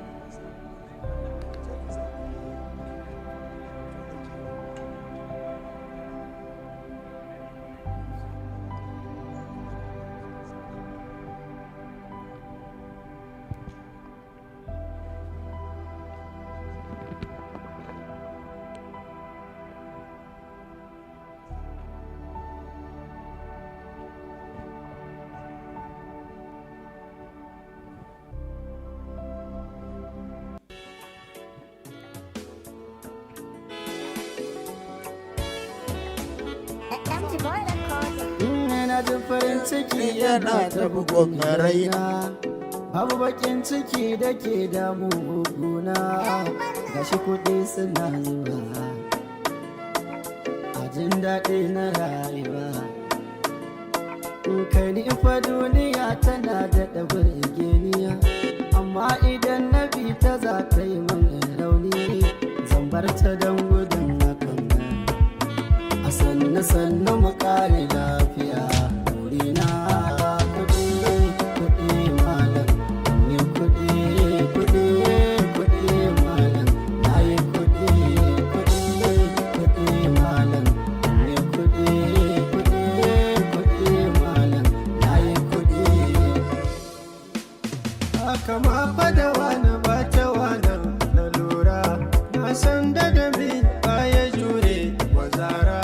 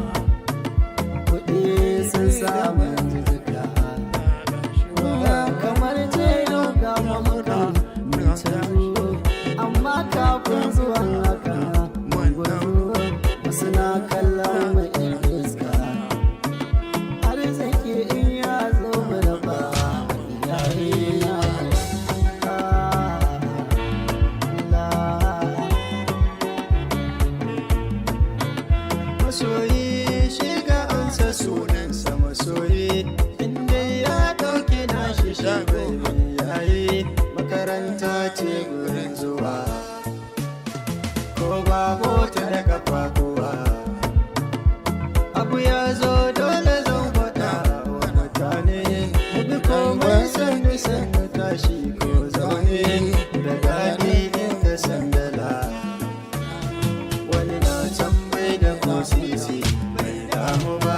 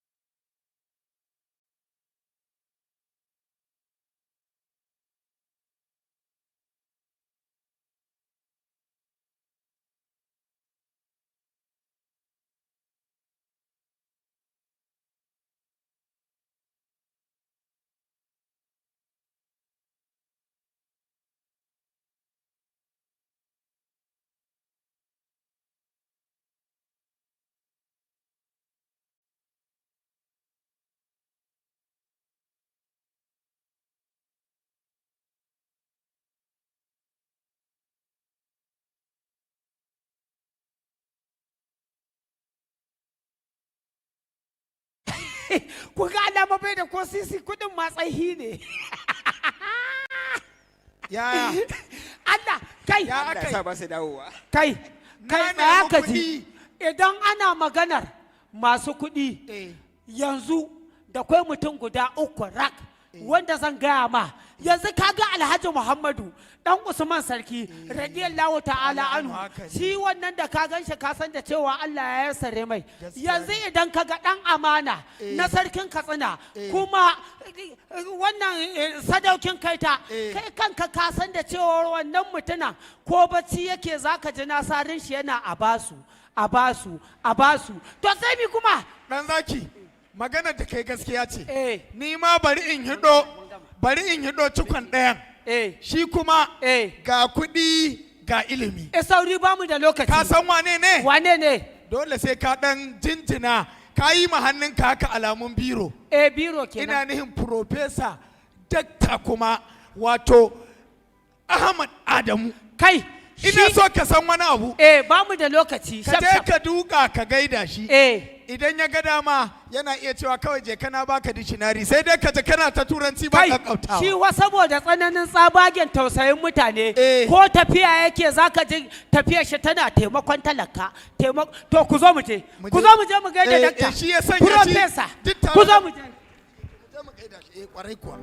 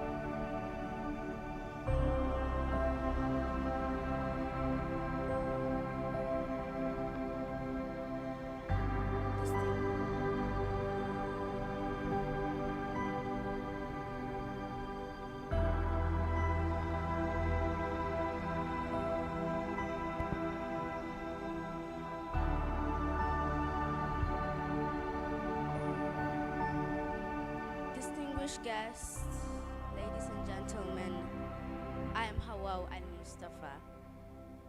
It is with profound honor and a deep sense of responsibility that I stand before you on this auspicious occasion.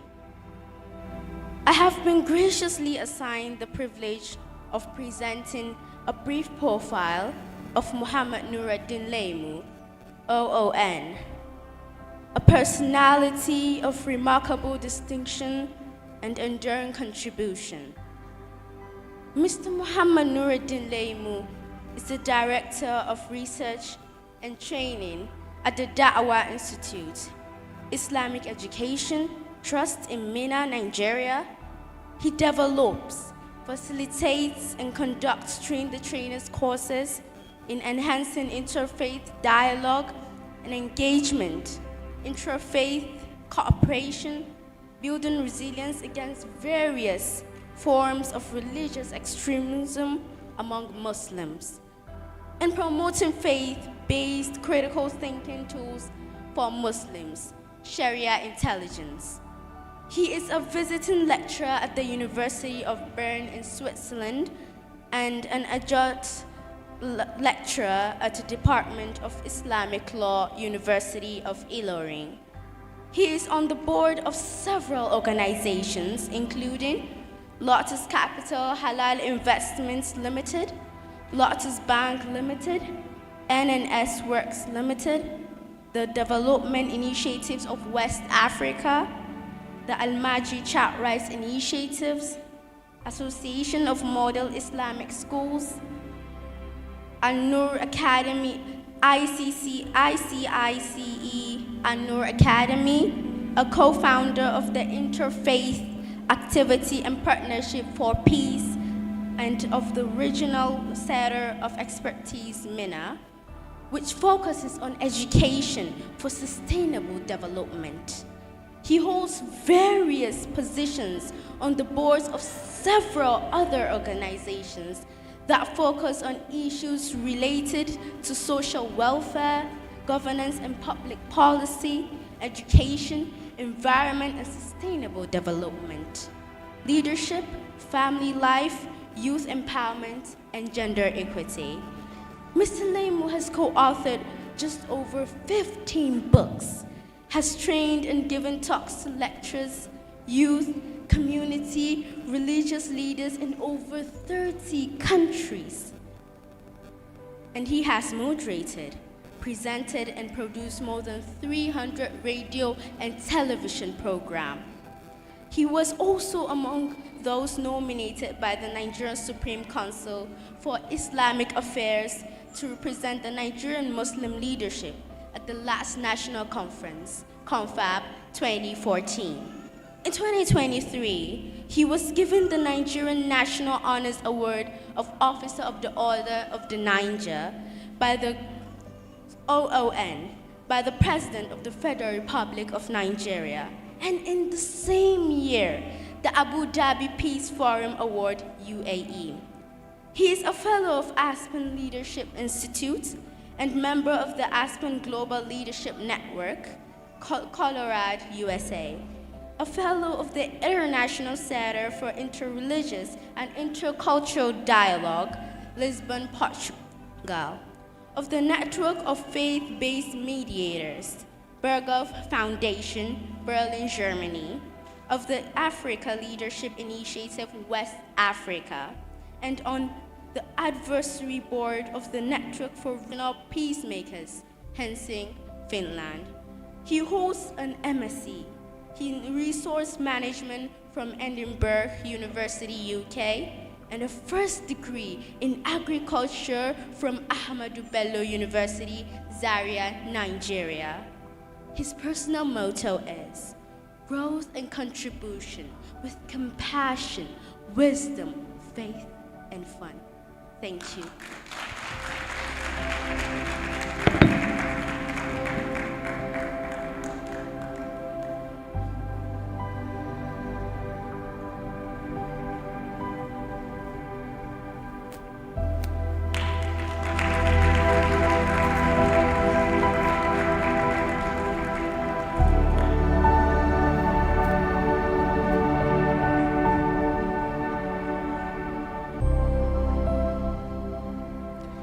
أعوذ بالله من الشيطان الرجيم بسم الله الرحمن الرحيم والصلاة والسلام على أشرف المرسلين سيدنا محمد وعلى آله وأصحابه أجمعين.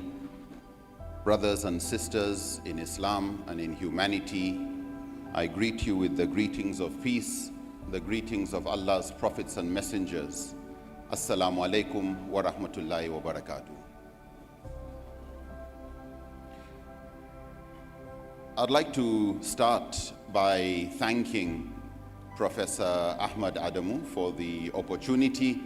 And when he said he wanted me to come and speak in Katsina, I didn't expect the kind of hospitality that I received.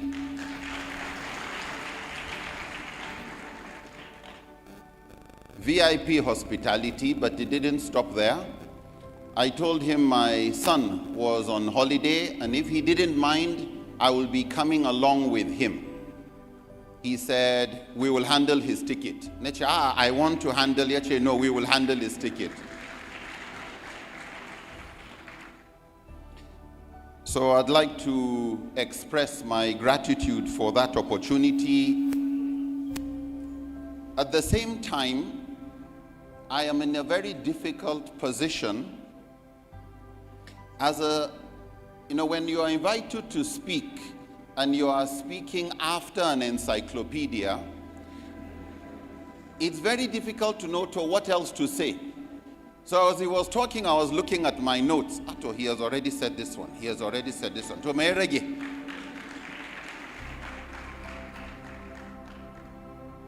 One habit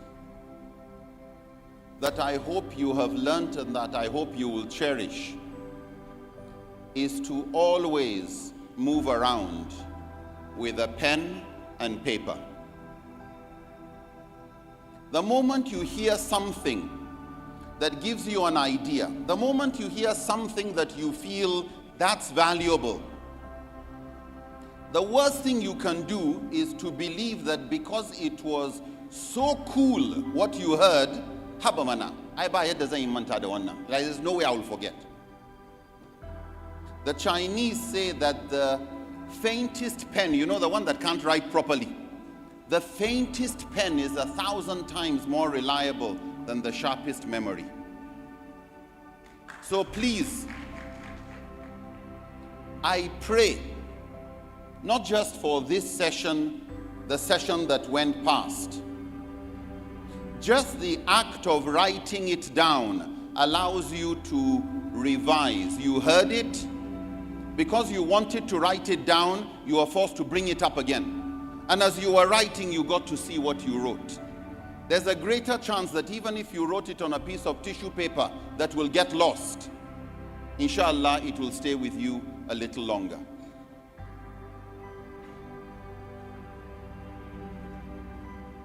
So what am I going to speak about? I was told to talk about the ethics and principles of making money and the purpose of wealth, looking at Islamic principles and modern ones. But I think Prof has said them all. So what I'm going to do is repeat what he said, but maybe through stories and metaphors.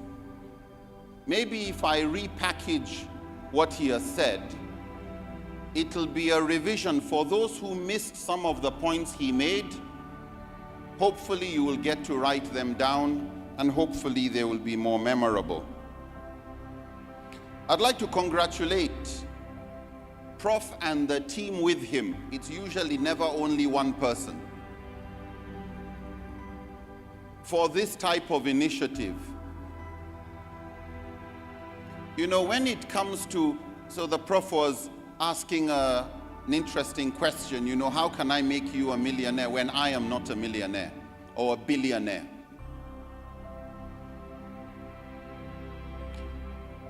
Was the Prophet a billionaire?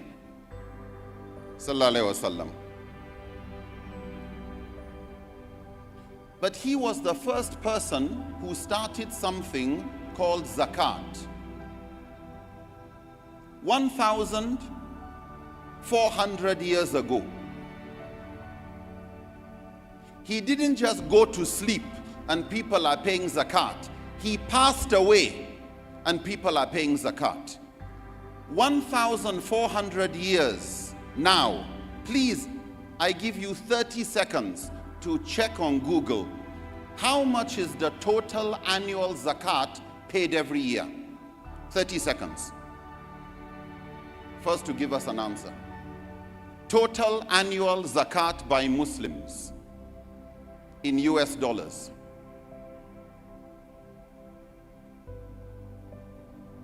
Total annual zakat. Anybody? 14 to 25 billion. Anybody else? Sorry? 50 to 600 billion. 200 to 300 billion. Up to $1 trillion, because they are looking at what they can calculate and then they look at what is in the informal sector. Can you imagine? So if you take the average and you say total zakat being given out to somebody, by somebody who started something, bi'iznillahi ta'ala, 500 billion every year. Imagine the sadaqah of that. We do not have a charity. You know when USAID say we are no more giving aid, how much were they stopping? Approximately 50 billion. How much is zakat? Minimum 500 billion. Was the Prophet ﷺ a billionaire? No. But how can what he did, his life, be so significant that just in terms of finance, people are giving out over 500 billion? And it summarizes the difference between something Prof mentioned, success versus significance. You can be successful and say, I have this amount of money. You can say, I went to bed and I woke up and I had made 2 billion. But somebody can live their life of just about 60 something years, 63 years or so, and 1,400 years later, what they invested is still producing and helping people with over 500 billion.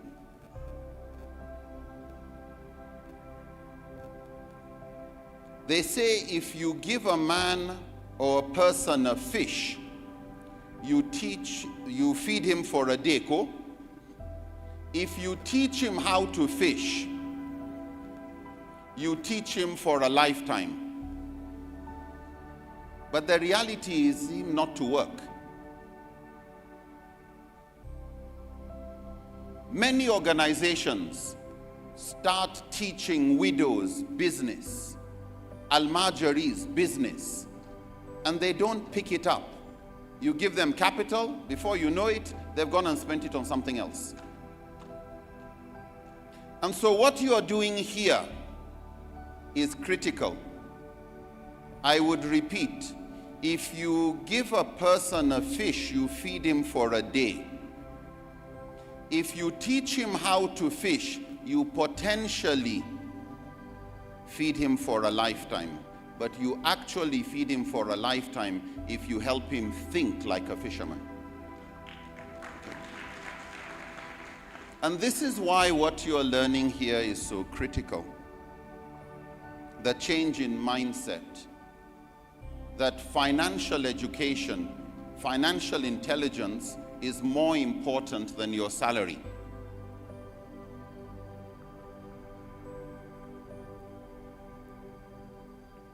Money moves in the direction of people who know how to manage it.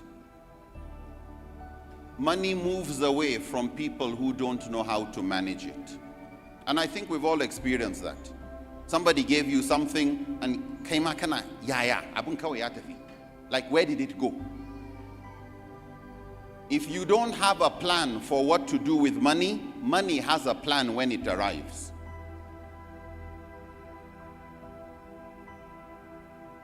So with financial literacy, money comes to those who don't have money. Without financial literacy, money moves away from people who have money. Have you not seen politicians who it doesn't matter whether the means of making money was legitimate or not? People who inherited money.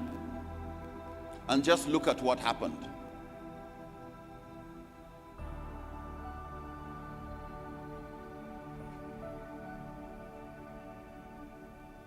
It's interesting if I pick on something Prof said, and as I go, I'm just going to keep picking on things he has said.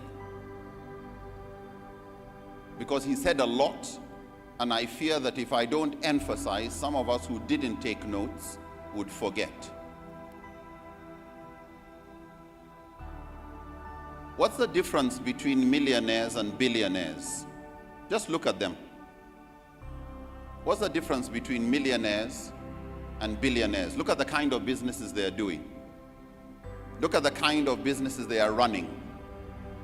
Look at the kind of businesses and people look at the kind of people they employ, where they stay. What's interesting is, if you only care about being rich, you will stop at being millionaire, maximum. If you only want to supply goods to the rich, you will stop as millionaire. But if you want to help everybody, if you want your business to be a rahma lil alameen, you will become a billionaire. So think of the billionaires, and he gave examples from Amazon to Facebook, Bill Gates to Dangote. Who are their customers? Everybody. Who eats Indomie? Everybody. Go to the products that everybody needs, and you find at the source of it is a multi-billionaire. So if you want to think like a billionaire, please do not restrict who you want to benefit from your product. As the Prophet was a rahma lil alameen, so should you view him as your uswatun hasana, as your best role model. How can your business solve problems for the world?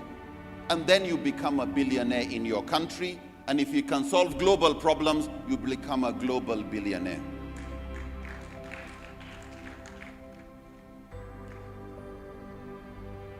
So congratulations on sustaining this program year in, year out. In every environment or ecology where you have different species of plants and animals, some particular species are called keystone species. Keystone species. What's a keystone species? It's a species of animal. It may be anything. It may be a particular plant. It may be a particular species of algae. It may be a particular insect, an animal, a fish that has a disproportionate positive impact when it's around and a disproportionate negative impact when it's not around. There's a huge national park in America called Yellowstone Park. About a century and a half ago, when settlers there were establishing their farms, they had a problem. Wolves used to come and catch their sheep. Wolves will catch calves, young cows. So their solution, they got together and just said they are going to kill every single wolf in the environment. And they did so until there were no more wolves in Yellowstone Park.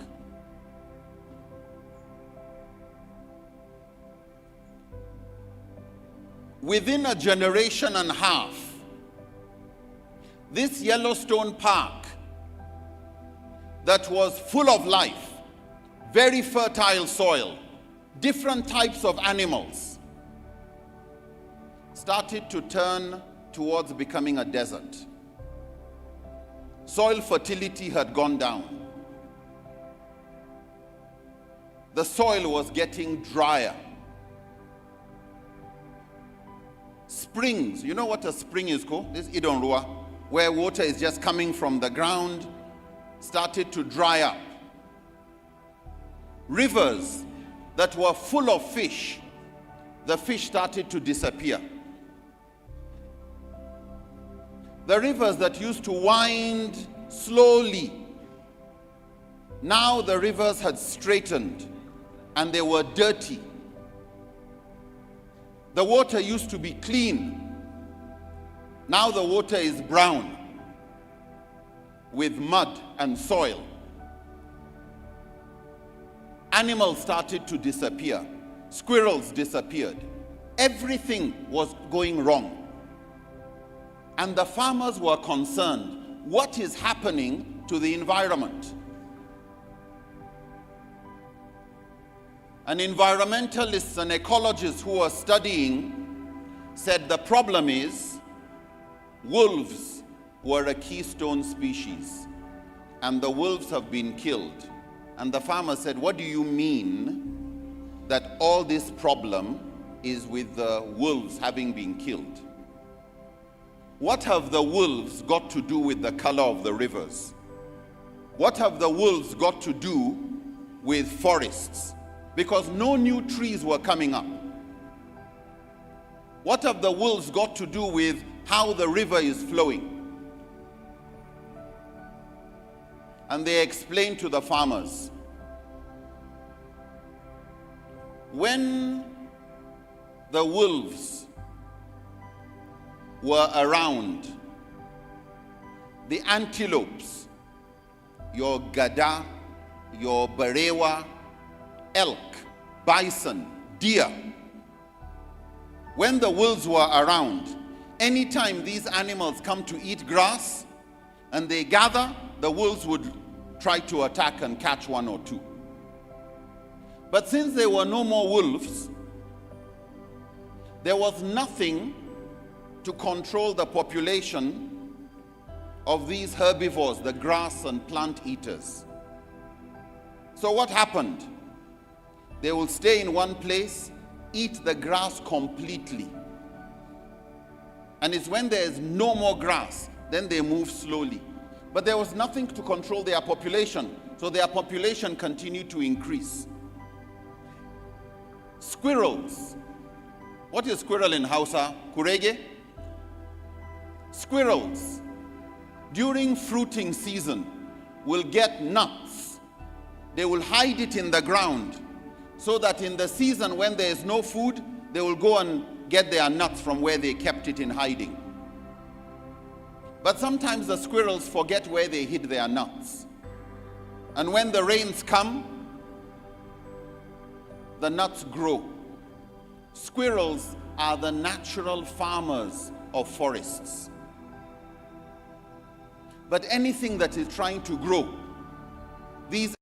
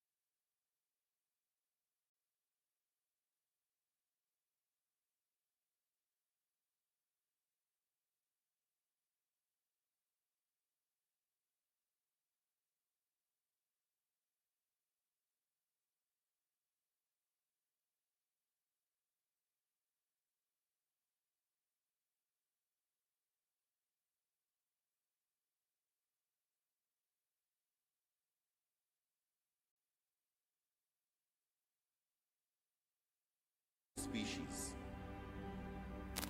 This type of species in the undercover billionaire or millionaire is the kind of person who you will take him into a society, but wallahi, he behaves as if he is not another human being. In no time, he has started creating jobs for people. In no time, he didn't just become a millionaire, he raised the economy of the society. Entrepreneurs are a keystone species. And so these series of helping you think differently, think like an entrepreneur. You know, the Prophet ﷺ said, the honest businessman, just by being ethical and honest, will wake up on the day of judgment with the shuhada, the martyrs, with the anbiya, with the prophets, and with the siddiqeen, the trustworthy people. That just by doing your halal business, Allah will give you the highest level of paradise along with prophets and people who died in their community. Abdullah bin Umar, the son of Umar ibn Khattab, said, next to dying in defense of my community, I pray that Allah takes my life while I am doing business. You would say, "Meya kai haka?" What happens to Katsina when entrepreneurs like Alhaji Muhammad Usman Sarki, what happens when somebody like him decides, I am moving to Abuja or moving to Lagos? He creates jobs there. He builds the economy there. And so even if Lagos State doesn't get any kobo from oil derivation, Lagos is okay. Why? Because they have enough keystone species. What you need is more of people like him. In Arabic, there are many terms for lion. When they say Hamza, it means Zaki. Haidar, Zaki. Usama, Zaki. Asad, Zaki. Different names, over 100 names for lion. But where are the lions now? Why have the lions disappeared? And those who have studied environmental history will tell you, looking at the archaeological discoveries, this place had a lot of lions, a lot of antelopes. The desert was not there before, not as it is. But because they killed the lions, there was no more the animal, the keystone species, that would control the herbivores. And so the ibexes, the antelopes, the gazelles, the mountain goats continued to increase in their numbers. They ate everything green. Every oasis, they turned it into the desert. That's the desert you now have, called the Middle East. What creates the desert? The killing of keystone species. Whatever we need to do to have more entrepreneurs is what would lift the society. Inspiration from them, because many of us start thinking it is not possible. A father took his son to the zoo, and they were looking at different animals. And as they were looking at different animals, they saw the lions in their own cage, antelopes, monkeys, everything you see in the zoo, until they saw one mighty elephant, huge elephant. But this elephant was not in a cage. And the rope that was used to tie the elephant was not thicker than his finger. He was afraid. So he held his son and said, let's go back. Let this elephant not kick its leg. He asked, where is the manager of the zoo? They say that is his office. He told the manager, I notice you have an elephant here which is bigger than most elephants. I've been to many zoos before. When you have an elephant as big as this, the rope you use will be as thick as my arm, or you use a mighty chain to hold this elephant. I see you are using a string that is not thicker than my finger. The zookeeper said, nothing to worry about. The rope that is tying the elephant is not that rope. The rope is actually in its head. And he said, how? He said, when this elephant came, it was a baby elephant. And this was the rope we used. And the elephant tried and tried to break the rope, but it failed until it believed it could not succeed. And it carried that belief into old age. Now it's a mighty elephant. The rope that is tying the elephant is in its head, so nothing to worry about. Some of us have ropes in our head. Some teacher told you in primary school you are not good with maths. Somebody told you you cannot lead. Somebody told you something, you believed it. And the young you, the teenage you, the 10-year-old you believed that person. But the 25-year-old you still believes the 10-year-old you. And one of the things I am impressed with at these type of initiatives is to try and break that elephant rope. To understand, if you can't find a problem, then you can't see an opportunity. Why? Because probably you don't care enough. But if you care enough and you are in Nigeria, every time you hear somebody is angry about Nigeria, that's an opportunity for a business. Every time somebody complains and you join the complaint, keep watching. In the next 3-5 years, they will stop complaining. Why? Because somebody became a billionaire solving everybody's problem. So you choose whether you are going to be part of complainers or whether you are going to go ahead and solve a problem. Every time there's a face behind the glass of your door, in your car, knocking,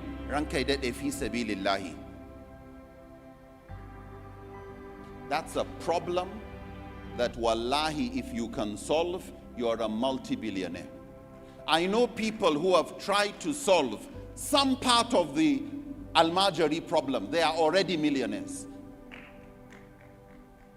So please, every time you think of a problem to solve, ask yourself, how can I solve this problem for everybody? And you find, because you want it to be an instrument of Allah's rahmah, Allah takes care of his instruments and he takes care of you at the same time.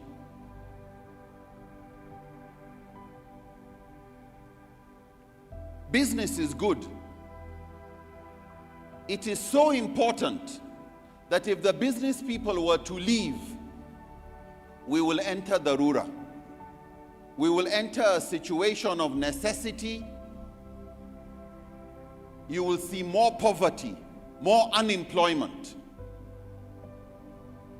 Yes, people like Al-Haji Muhammad will do business and fail,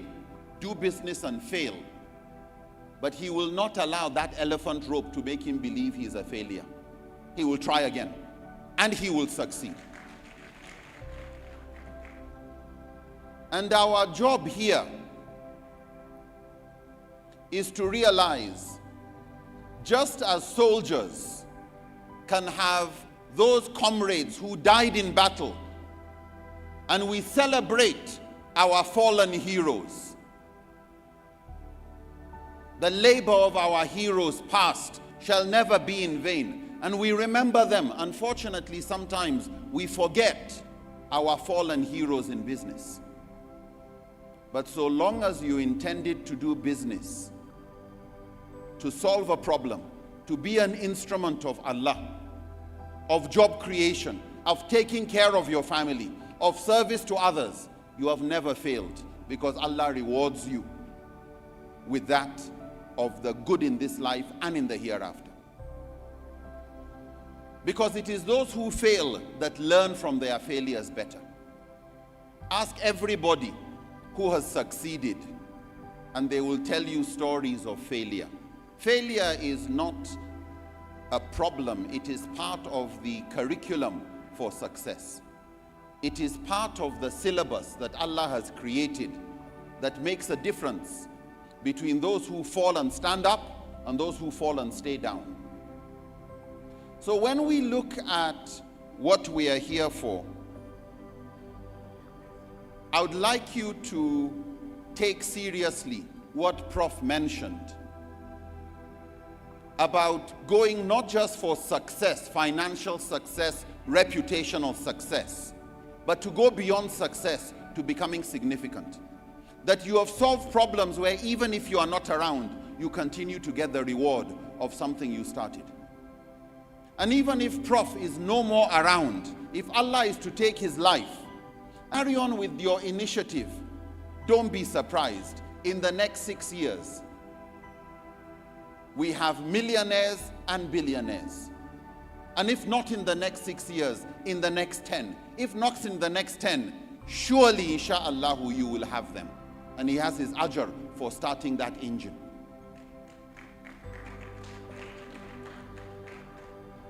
But ethics are very important when it comes to business. It's not enough to make money, but it has to be halal. Why? Allah is pure and does not accept except what is pure. When you make money from corruption, it doesn't have blessing. You know why? Because it's not even yours. When you say you stole money from government or from your business employer and you use it to build a mosque, your ajr is equivalent to 0. Kana da zunubi. Because you even think Allah is stupid. Wallah, you are damn stupid. To think that you will steal money that doesn't belong to you and you will do something with that money and Allah is going to reward you. How? Because it's not even yours. But that's not the only problem with corruption. You have departments in universities who study the level of happiness of corrupt people compared to people who are not corrupt. And what is interesting, both of them, when you measure their happiness before they started their work, they were the same level of happiness. Then this one started working and made money, 100,000, 1 million, whatever it is they made. This one started, made the same amount of money, but then made more from corruption. The guilt of what this one did brings his happiness level lower than this person. So even though financially you will say he has more money, but he is less happy. And what's the problem? Where you don't have peace of conscience, you don't have peace of mind. He doesn't sleep well. That guilt is eating him. The crime of the sin, the punishment of the crime is in the crime itself. That the bad you did was actually being unjust to yourself. And that's where Allah will describe doing bad as وَظَلَمُوا أَنفُسَهُمْ. You did zalunchi to yourself by being corrupt. Instead of being happy or happier, you thought the money you stole will make you a happier person. It doesn't. And you want to do sadaqah with the money with the hope that it will make you happier, but it's not even yours and it's not working.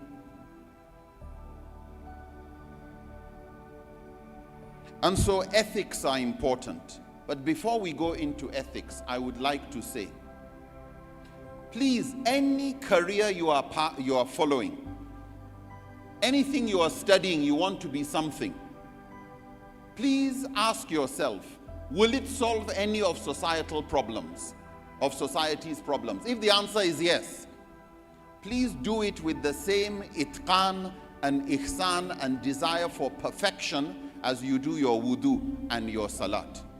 Why? Because it is fi sabilillah.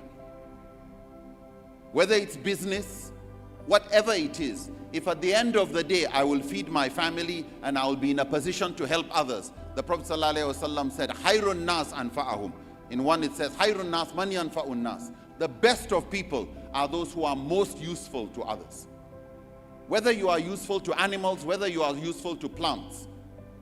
The Prophet ﷺ said, if the day of judgment was to find you trying to plant a tree, day of judgment, when no more use for any good, he said, finish planting it. Even though it's clear you are not going to benefit from that tree. But the niyyah that a tree will benefit many after, that's enough to give you your reward. So the difference between a career that takes you to Jannah and a career that only leaves you as something in this world is your niyyah, is your intention that it will bring benefit to society. Then it brings benefit to society, it brings benefit to you, it becomes a path to Jannah. The moment it is useful and it is solving a problem, please take the study seriously. Ma la yatimmal wajib illa bihi fahuwa wajib. Whatever is a prerequisite for a wajib is treated in Sharia as a wajib. There's a particular animal called seal. These animals, they are like dogs in the water, but without legs. They are just swimming. They have these, they are flippers. Their main food is fish. If they enter the water, they catch fish. If they were left on their own, they will catch more, breed more, have more children, go in, catch more, they will just finish the fish. In order to be a referee and to control their own consumption, a shark, just one shark, like a great white shark, will swim across the coast. If it can catch any seal, it will catch and eat. And so because of the sharks in the water, the seal is really careful when he enters water, how long he will spend there. The moment he has eaten enough, he jumps out again. It is important to have laws in business. Otherwise, just like in football, if you don't have rules, people will get injured and it becomes nasty. To ensure the blessings, to ensure the blessing in business to communities, Sharia puts certain rules. One of them is very simple, and if that's all you can remember, that hadith, it is what you call the hadith on ethics 101. La yu'minu ahadukum hatta yuhibbu li akhihi ma yuhibbu li nafsihi. None of you is a believer, a true believer, until you love for the other what you love for yourself. It's an ethics of reciprocity. But it works the other way around. None of you is a true believer unless you don't like for others what you don't like for yourself. If you are an employer, fi sabilillah, ask yourself, if Allah was to bring you to this world and make you an employee, are you treating him fairly? If not, then you are betraying ethics number 101. There are other ethics, like avoidance of gharar. Gharar is anything that is gambling-like. In Sharia, any kind of business where the speculation cannot be calculated, so it's not risk assessment, it's just cha-cha, you're just gambling, is generally haram. Another one is riba. What is the problem with riba? An entrepreneur wants money from a banker. He wants to start a poultry farm. He wants to start a food processing plant. He's an entrepreneur. He's a keystone species. If he succeeds, many people will succeed. But he needs money from me, who is not an entrepreneur and I don't know how to do business. Sharia is saying, do risk sharing, profit sharing, or loss sharing. That's what Sharia is saying. Not, I will give you 100 million, I will hold your other factory as collateral. If you succeed, fine. I will make my 30% interest rate. If you don't succeed, fine. I've got the collateral, I will still make my amount. That injustice of the entrepreneur, the keystone species, the one who our survival depends on, that he should take all the risks or she should take all the risks, and you, the capitalist, the one with the money, you don't take any risk, that's what Sharia is against. So careful about doing riba through other means. Understand the principle and the maqasid. What is Sharia trying to protect? Not just riba is haram, but understand the different other forms that riba could take. And at its core, it is this issue of no risk sharing.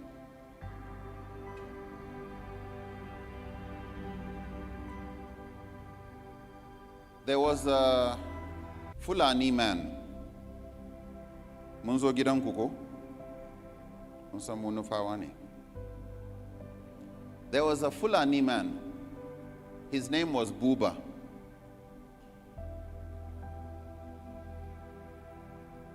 And what happened? My father had cattle. And I heard it from the farm, the Shi Bafulatanin. He said his son, who was just 20, was going to get married soon. And I'm like, 20 years old, you're going to get married? I didn't know that my own son, my first son, 21 years old, got married last week.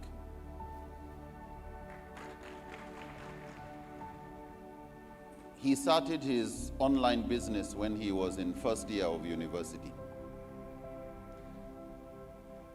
This Fulani man said, what happens for nomadic Fulani, the nomadic Fulani, is when his wife is about to deliver, he will buy a chicken for that child. But this Buba was so poor, he couldn't afford a chicken. But he could buy an egg. So he got an egg for his son.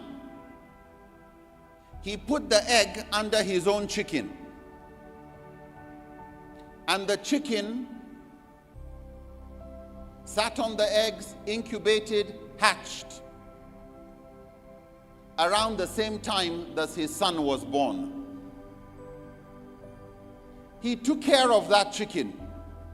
It grew up, laid eggs. He will sell some of the eggs to buy extra food for the chicken. But this chicken also would be given some eggs to sit on. And it would hatch. And of the chicks that were hatched,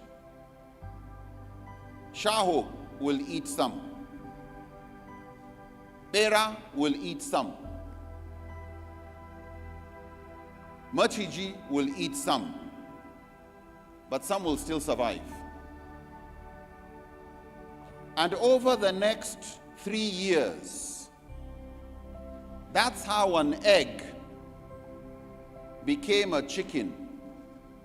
A chicken became many chicks. Many chicks became a whole flock of chickens. He sold most of the chickens, sold most of them, kept about 5, sold the rest, and bought a kuya, bought a goat for his son, who is now around 3 years old. Over the next 4 to 5 years, this goat grew,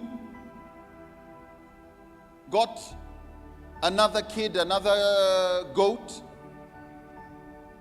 gave birth to another one, gave birth to another one. By the time he had about 7 goats, he kept 3, sold 4, bought a small cow. Over the next couple of years, by the time the boy was 20 years old, he had enough cows to take care of a family.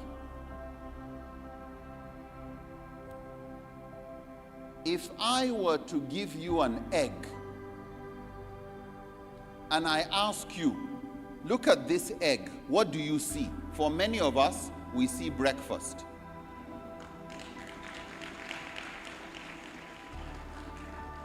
But with the mindset of the Fulani, it's the same egg, but he sees a herd of cattle.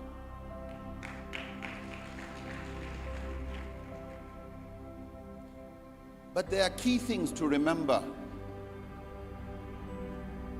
He could not afford a chicken, so he started with an egg. But he had the discipline to not celebrate too quickly, to delay gratification, to have self-discipline, to keep to your business plan, to delay your enjoyment, to not increase your standard of living because you increased your income. Otherwise, one of the number one reasons why people retire poor is, and Professor discussed this earlier, when their income increases, instead of having a bigger gap between their expenditure and their income, they increase their expenditure to meet their income. And so they will retire poor. Why? Because nothing to save. So yes, start where you are with what you have, but start now. I will touch on 5 major pillars. To Allah, how much time do you have? Anyway. 5 major pillars of prosperity and wealth management. Number 1, earning. What do you do to earn more over the years? Number 2, saving. It's not just earn and you increase your income, but how do you save? Number 3, investing. If you only save, inflation will chop your money. It'll just evaporate in its value.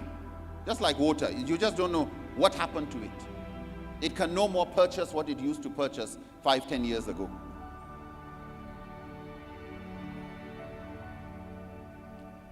So, earning, saving, investing, spending, and giving. And Prof touched a lot on this giving thing. I'll touch it briefly, and each of these just because it's already been touched. Number 1, earning. A couple of things I'll say very quickly. Please remember, you can't earn without you. Are we together? Yeah. You can't earn if you are dead. You have to do something, even to start your own sadaqatun jariyah. So when we look at all the assets that bring money to you, some of us start thinking, if I can only get this, I will get that. Asset number 1 for you to invest in is who? Yourself. Anybody who says, I just made an additional 100,000 naira. You made, if you want to make more, you have to be different.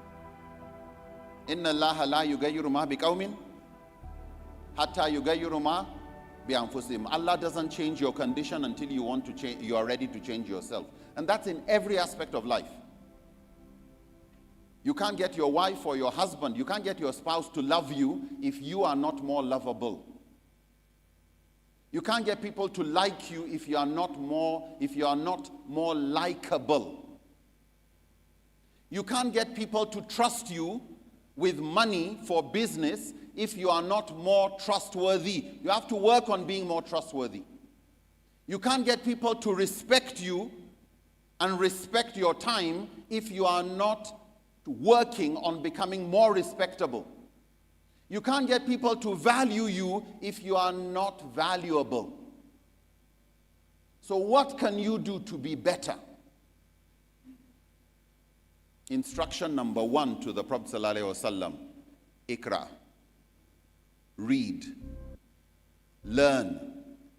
Put aside part of your budget for your own personal growth. That is more important than any other investment you can put anywhere.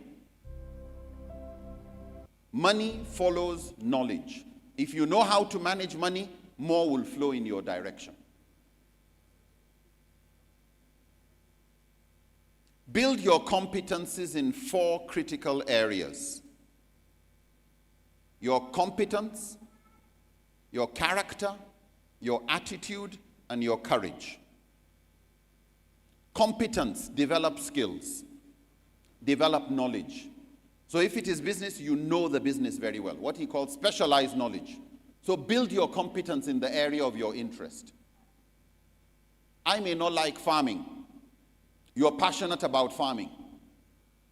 I may be passionate about something else, cooking. You're not passionate about cooking. Whatever you are passionate about, build your competence there. Somebody likes tailoring. Build your competence in that area. A lot of what we call brand names today, is just, in fashion design. What is a brand name in fashion? Anybody?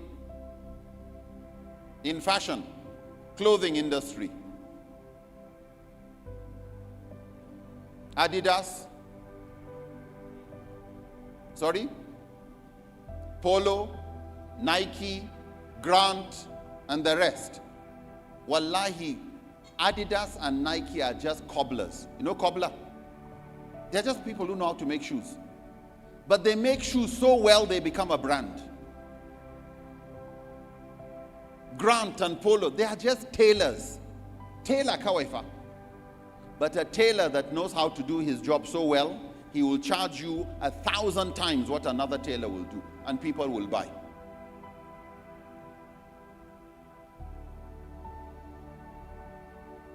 So build your competence. Build your character. We live in a society with so much 419. If you are the only one who doesn't do 419, wallahi, your oga will keep you working in that place because he knows so long as you are there, he has nothing to worry about. But if you are competent and you've got good character, wallahi, alhamdulillah, 2 for the price of 1. But attitude. The number 1 reason why people are fired when it comes to human resource management, HR, the number 1 reason why people are fired from a job is bad attitude. Gossip, office politics, they don't know how to handle conflict and disagreement. They always make a bad situation worse. They don't chop money. They may even have good competence and good character, but poor attitude and working relationship. And the last one, which is one of the most difficult to find, if people want to promote you to level of leadership, courage. That you see what is wrong and you are able to speak up. One of the worst people you want in your organization is you are in a meeting. Everything okay? Yes, alhamdulillah. They finish. He didn't say it in the meeting. It's when you left, then he will start talking to somebody else. Courage is one of those distinctive abilities. You know Fulani, they do, the nomadic ones, they do sharoko. Sharo. If you can raise your hands and they will do sharo, that's when this family feels, yawa, if you can handle that pain for the sake of my daughter, then she is safe in your hands. So business has its sharo. And it usually comes in the ability to fire. Especially people who are close to you. Because if you say because of your relationship with this one, family, in-law, whatever, you cannot fire them, they will pull your business down. And it happens again and again and again. To earn more, please work in an area you are passionate about. I will not say more about it, but please read about Ikigai. Ikigai. I-K-I-G-A-I. Ikigai.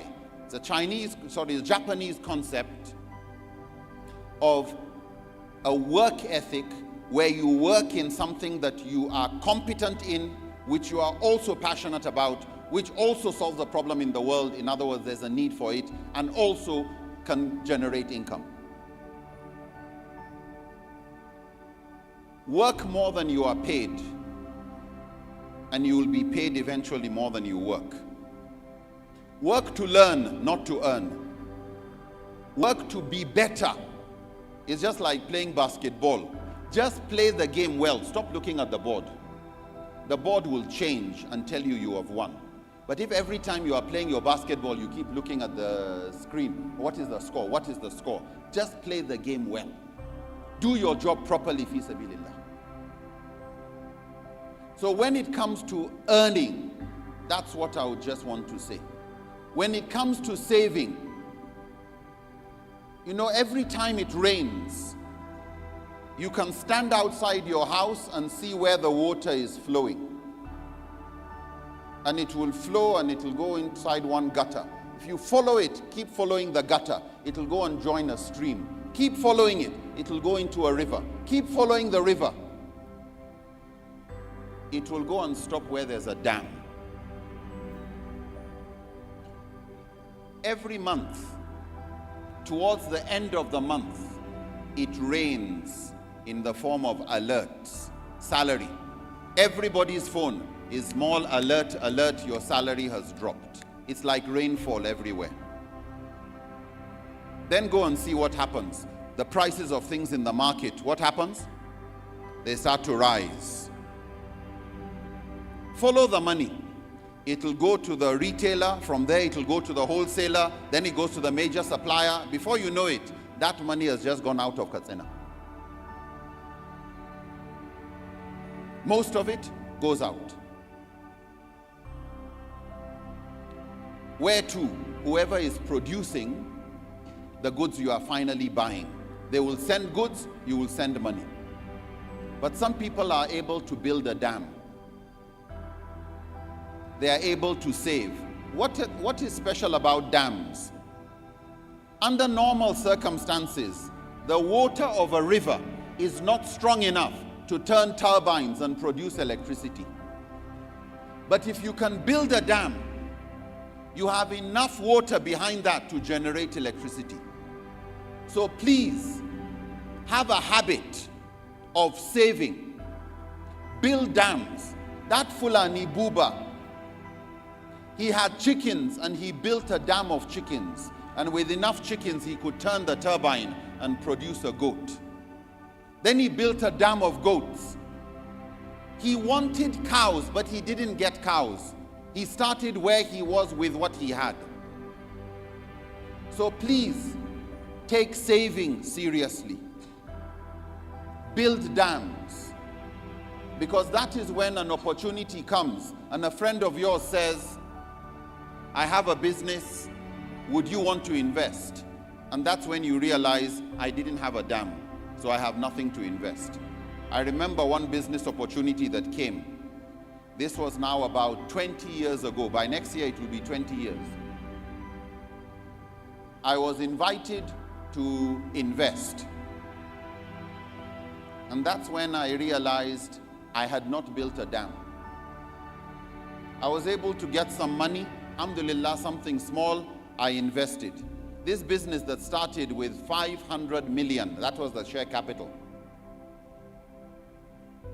is currently over 60 billion naira business. But my percent is less than 1%. Why? I had not built a dam. It was an opportunity. Some friend said, Nuru, are you interested? Yes, but I was not prepared. When you say people are lucky, luck means opportunity meeting preparedness.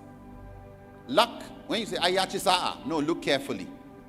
He was prepared to take advantage of the sa'a. So please start building your dam. However small, build a dam. Why? Because a time comes when somebody says, we can use this and use that for business, and you will say, Alhamdulillah, I had a dam. You were prepared when the opportunity came.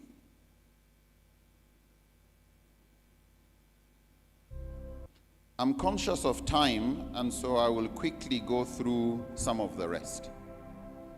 Investing. Please be careful about investing into businesses that tell you you will get rich quick, and the person who is doing the business is not rich.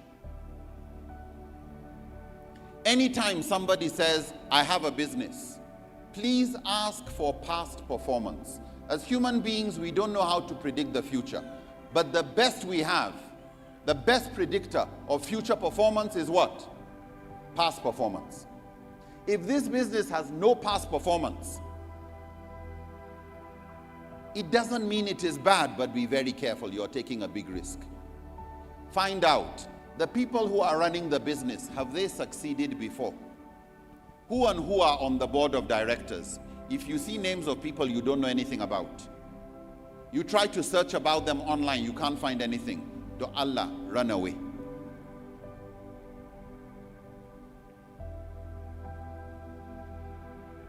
Whatever job you are doing, look for a side hustle. There's an interesting book I would recommend you read called The 10% Entrepreneur. 10% Entrepreneur. You can go online, check some videos, The 10% Entrepreneur. And basically what he was saying is, put aside 10% of your time. After work, during weekends, your savings, put aside 10% to a business that is in line with something you are already good at. If you are a teacher, can you do extra lessons? Can you do virtual lessons? And as Prof mentioned, can you, instead of every time you have to represent, can you have videos that will do the main thing while you are there for Q&A? Spending. Always calculate where your money is going so as to make sure what you earn is always more than what you spend, and you are always making more. Any money that came to you that you are not expecting, don't go and celebrate. Look at what percent of it you will add to your dam. Look at what percent of it you will invest in yourself. For most poor people, money from work comes into their bank account, and then they spend it on their liabilities. School fees, feeding, electricity bills, rent, etc. For most people, that is their line. They work for money, money comes, and they spend it. Some spend more than they earn, so they have to take bashi. And when the money comes, it's to pay bashi, and the remaining one they spend. That's how most people, poor people, live. How do the millionaires and billionaires do it? Their own is different. Their money is not a straight line. The straight line is there. From their salary, they will take what they need. It'll come to the bank. It'll be spent on school fees and bills and all of that. But then they save 10%, 20%, 30%. That one they will build a dam with it. That one they will invest in an opportunity. That one they will invest in themselves. And their goal ultimately is to make sure that of the money they are putting aside in investment, it is earning over the years more than they are making from their salary. In other words, instead of working for their money, as Prof said, they are able to get their money to work for them. That is the style you should be aiming for. Not everything I make is everything I spend. Build a dam, invest into something. And the last one, giving.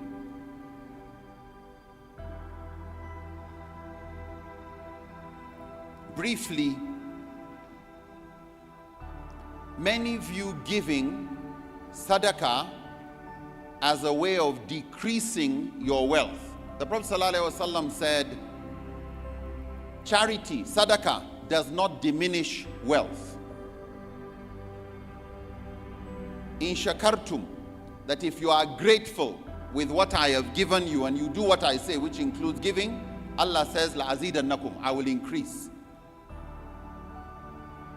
People decided to study philanthropists and business people. So I would encourage you to read a book by Adam Grant called Give and Take. Give and Take. And what they find is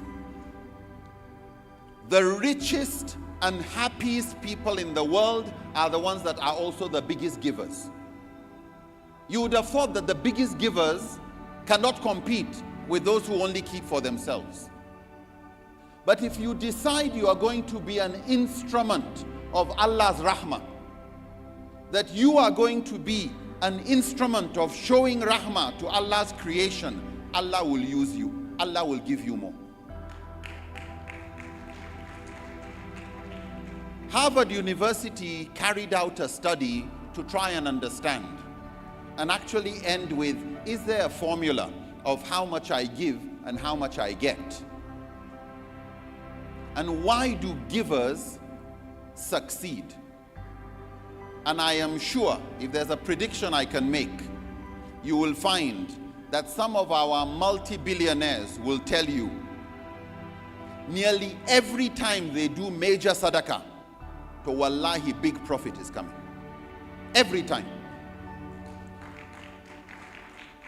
What they found was people who are doing good, just seeing you doing good to others makes me ready to help you, even though you didn't do good to me. So number one, being charitable creates a lot of goodwill, not just between you and the people you helped, but people who got to even know you helped. And when they know you are trying to help people and you are not exposing it, they are more serious in supporting your type. That's number one. Number two, that because you are concerned about solving people's problems, it's not just rankai dade muna neman dan taimako na me wani maraya ne to gashi. No. Rankai dade akwai wani maraya kaza kaza, me situation nashi. What is the problem? You actually want to understand what the problem is. It's not just here's money. Okay, can we empower the mother? What can she do? I have a friend who gives scholarship to orphans. We don't need to give money. No, connect her with this person, connect this person, the problem has been solved. What they found was philanthropists, people who like doing sadaqah, but who like to find out what is the problem first and see whether does it need money or does it need another form of resource. These type of people became good at solving problems. Their brains, their mindset evolved into a better problem-solving mind, and it solved their own problems. You know, it's like trying to wash clothes, go? However dirty the clothes are, your hands become cleaner than the clothes. That people who want to solve other people's problems end up finding that in your attempt to solve people's problems, you evolve a mind through which Allah solves your own problem. So you look and you say, Wallahi bana da matsala. I don't have problems. How? To. Alhamdulillah. But what was also interesting was their calculation. That every sadaqah has a return on investment of up to 60%. What does it mean? That for every dollar from their study, for every dollar spent in charity, the giver made $1.6. The point being, if you try to be an instrument of Allah's rahmah to solve people's problems sustainably, Allah will take care of your problems in this world and will reward you in the hereafter. Do Allah, what's a better life than you solve people's problems, Allah solves your problems, and then you have a Jannah to go to. To conclude,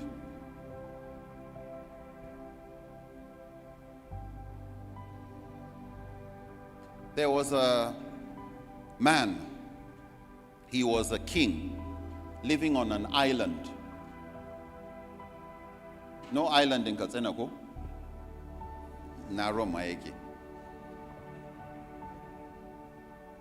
They moved decades ago and lived on an island. There were two islands, the big one and then a smaller one, both good size. But what they did was all the dangerous animals of this island, they moved them to the other island. Snake, anything that was dangerous, they moved it to the other island. Anybody who was guilty of any major crime, they just took you and go on, they will just drop you on that other island. Kaimakasan, you are finished. Hunger, other animals, they will finish you. There was a king who lived on this main island. He was getting old, people trusted him, people loved him. He was full of serving his people, solved all their problems. But he was getting old, and he hadn't got any children who would inherit and take over the leadership. So his colleagues came to see him. You are getting old, Your Highness. What is the plan if you pass away? And he said, if I pass away, you will open the floor, open the office of the king to anybody who wants to be king.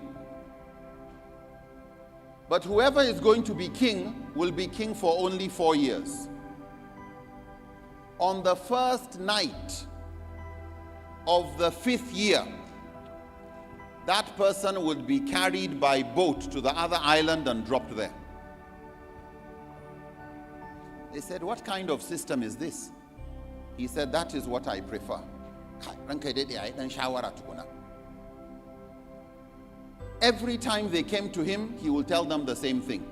When I die, open my office to anybody who wants to be king. Whoever wants to be king will be king for 4 years. On the first day of the 5th year, carry that person at night to the other island of death.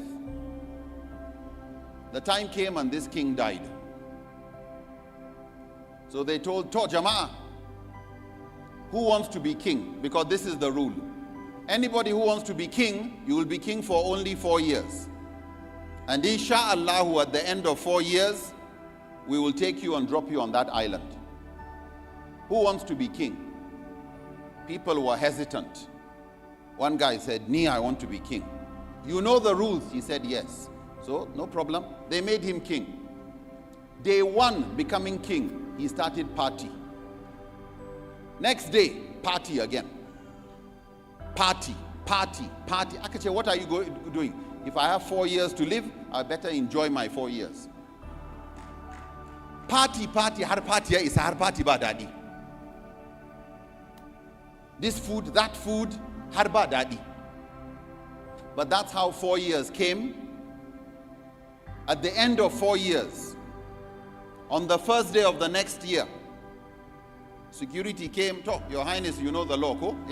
He was screaming, he was shouting. That's how they carried him kicking, put him on the boat, took him on the other island, dropped him there at night. They heard him screaming, shouting. Then they heard roar and growling.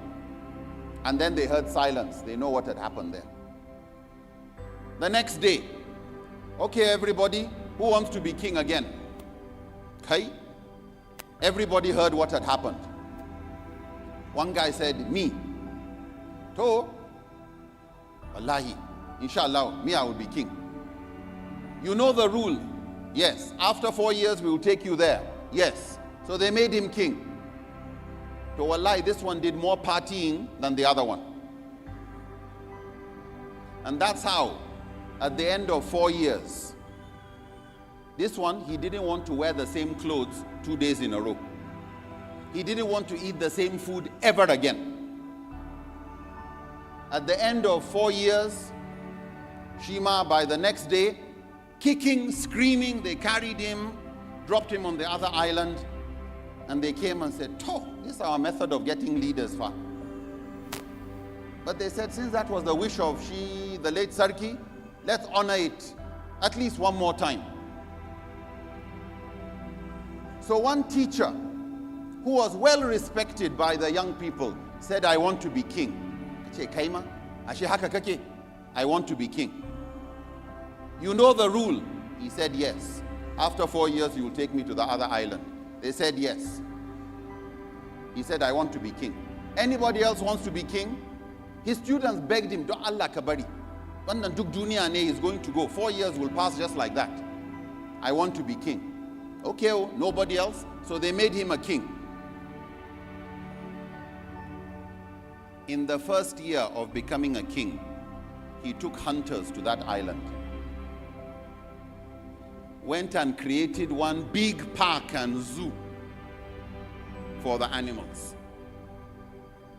By the next year, established farming communities in that island. Beautiful schools, well-planned real estate. By year number 4, he built a house there for himself and built a beautiful bridge between that island and the main island.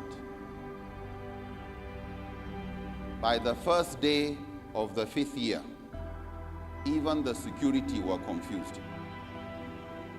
They came and said, "To, you know we are to take you to the other island." He said, "Yes, as you can see, I've been expecting it." They carried him by boat, went to the other island. He invited them home for dinner. And they re-elected him to be the next king.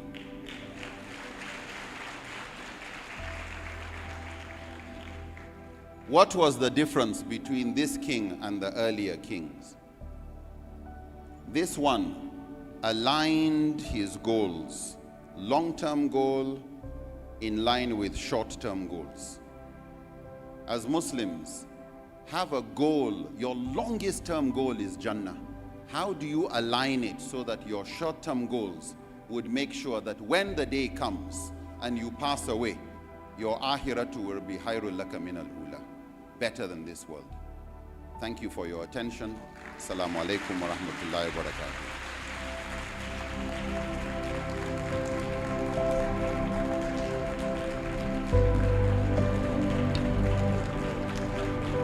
Please continue to clap until he gets back to his seat.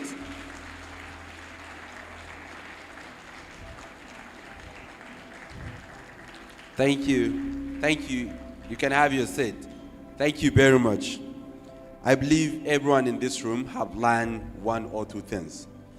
And one thing we can take home and we put into our life to get it better.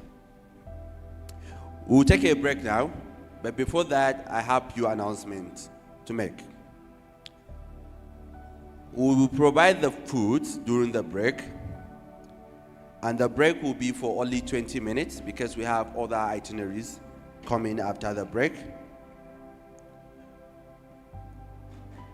So we are coming back exactly at 2:50. So the break is 20 minutes. If we are back, we will take presentation from Alhaji Muhammad Usman Sarki and speech from Hawa, and then another panel after that. And the mosque is by my left, and because the hall is crowded, we advise the gentlemen use the door up there to go out, while the ladies can use the door in front so that we have different passage. We receive complaints. Some of us want us to have this in Hausa, so moving forward, zamu rinka yi da Turanci da Hausa, so both languages, so that people will understand and grab the content of our experienced speakers. Certificate will be sent to everyone, but digitally, whoever received, you applied using your email, and we'll send you your certificate through that email you applied for. Thank you. So the break starts now, and we are coming by exactly 2:50. Please be on time so that we, the put, I mentioned that the put. All right, za mu dawo karfe 2:50, sannan idan an yi break lokacin za a bada abinci. Maza in za su fita ta kofar sama, mata kuma suna iya fita ta kofar da ke ƙasa. Yes. And then masallaci yana da mun fita hannuna na hagu. sannan kuma za mu dawo karfe 2:50. Duk wanda ke nan certificate din shi za a tura mishi ta email inda ya register. See you soon, karfe 2:50. Thank you.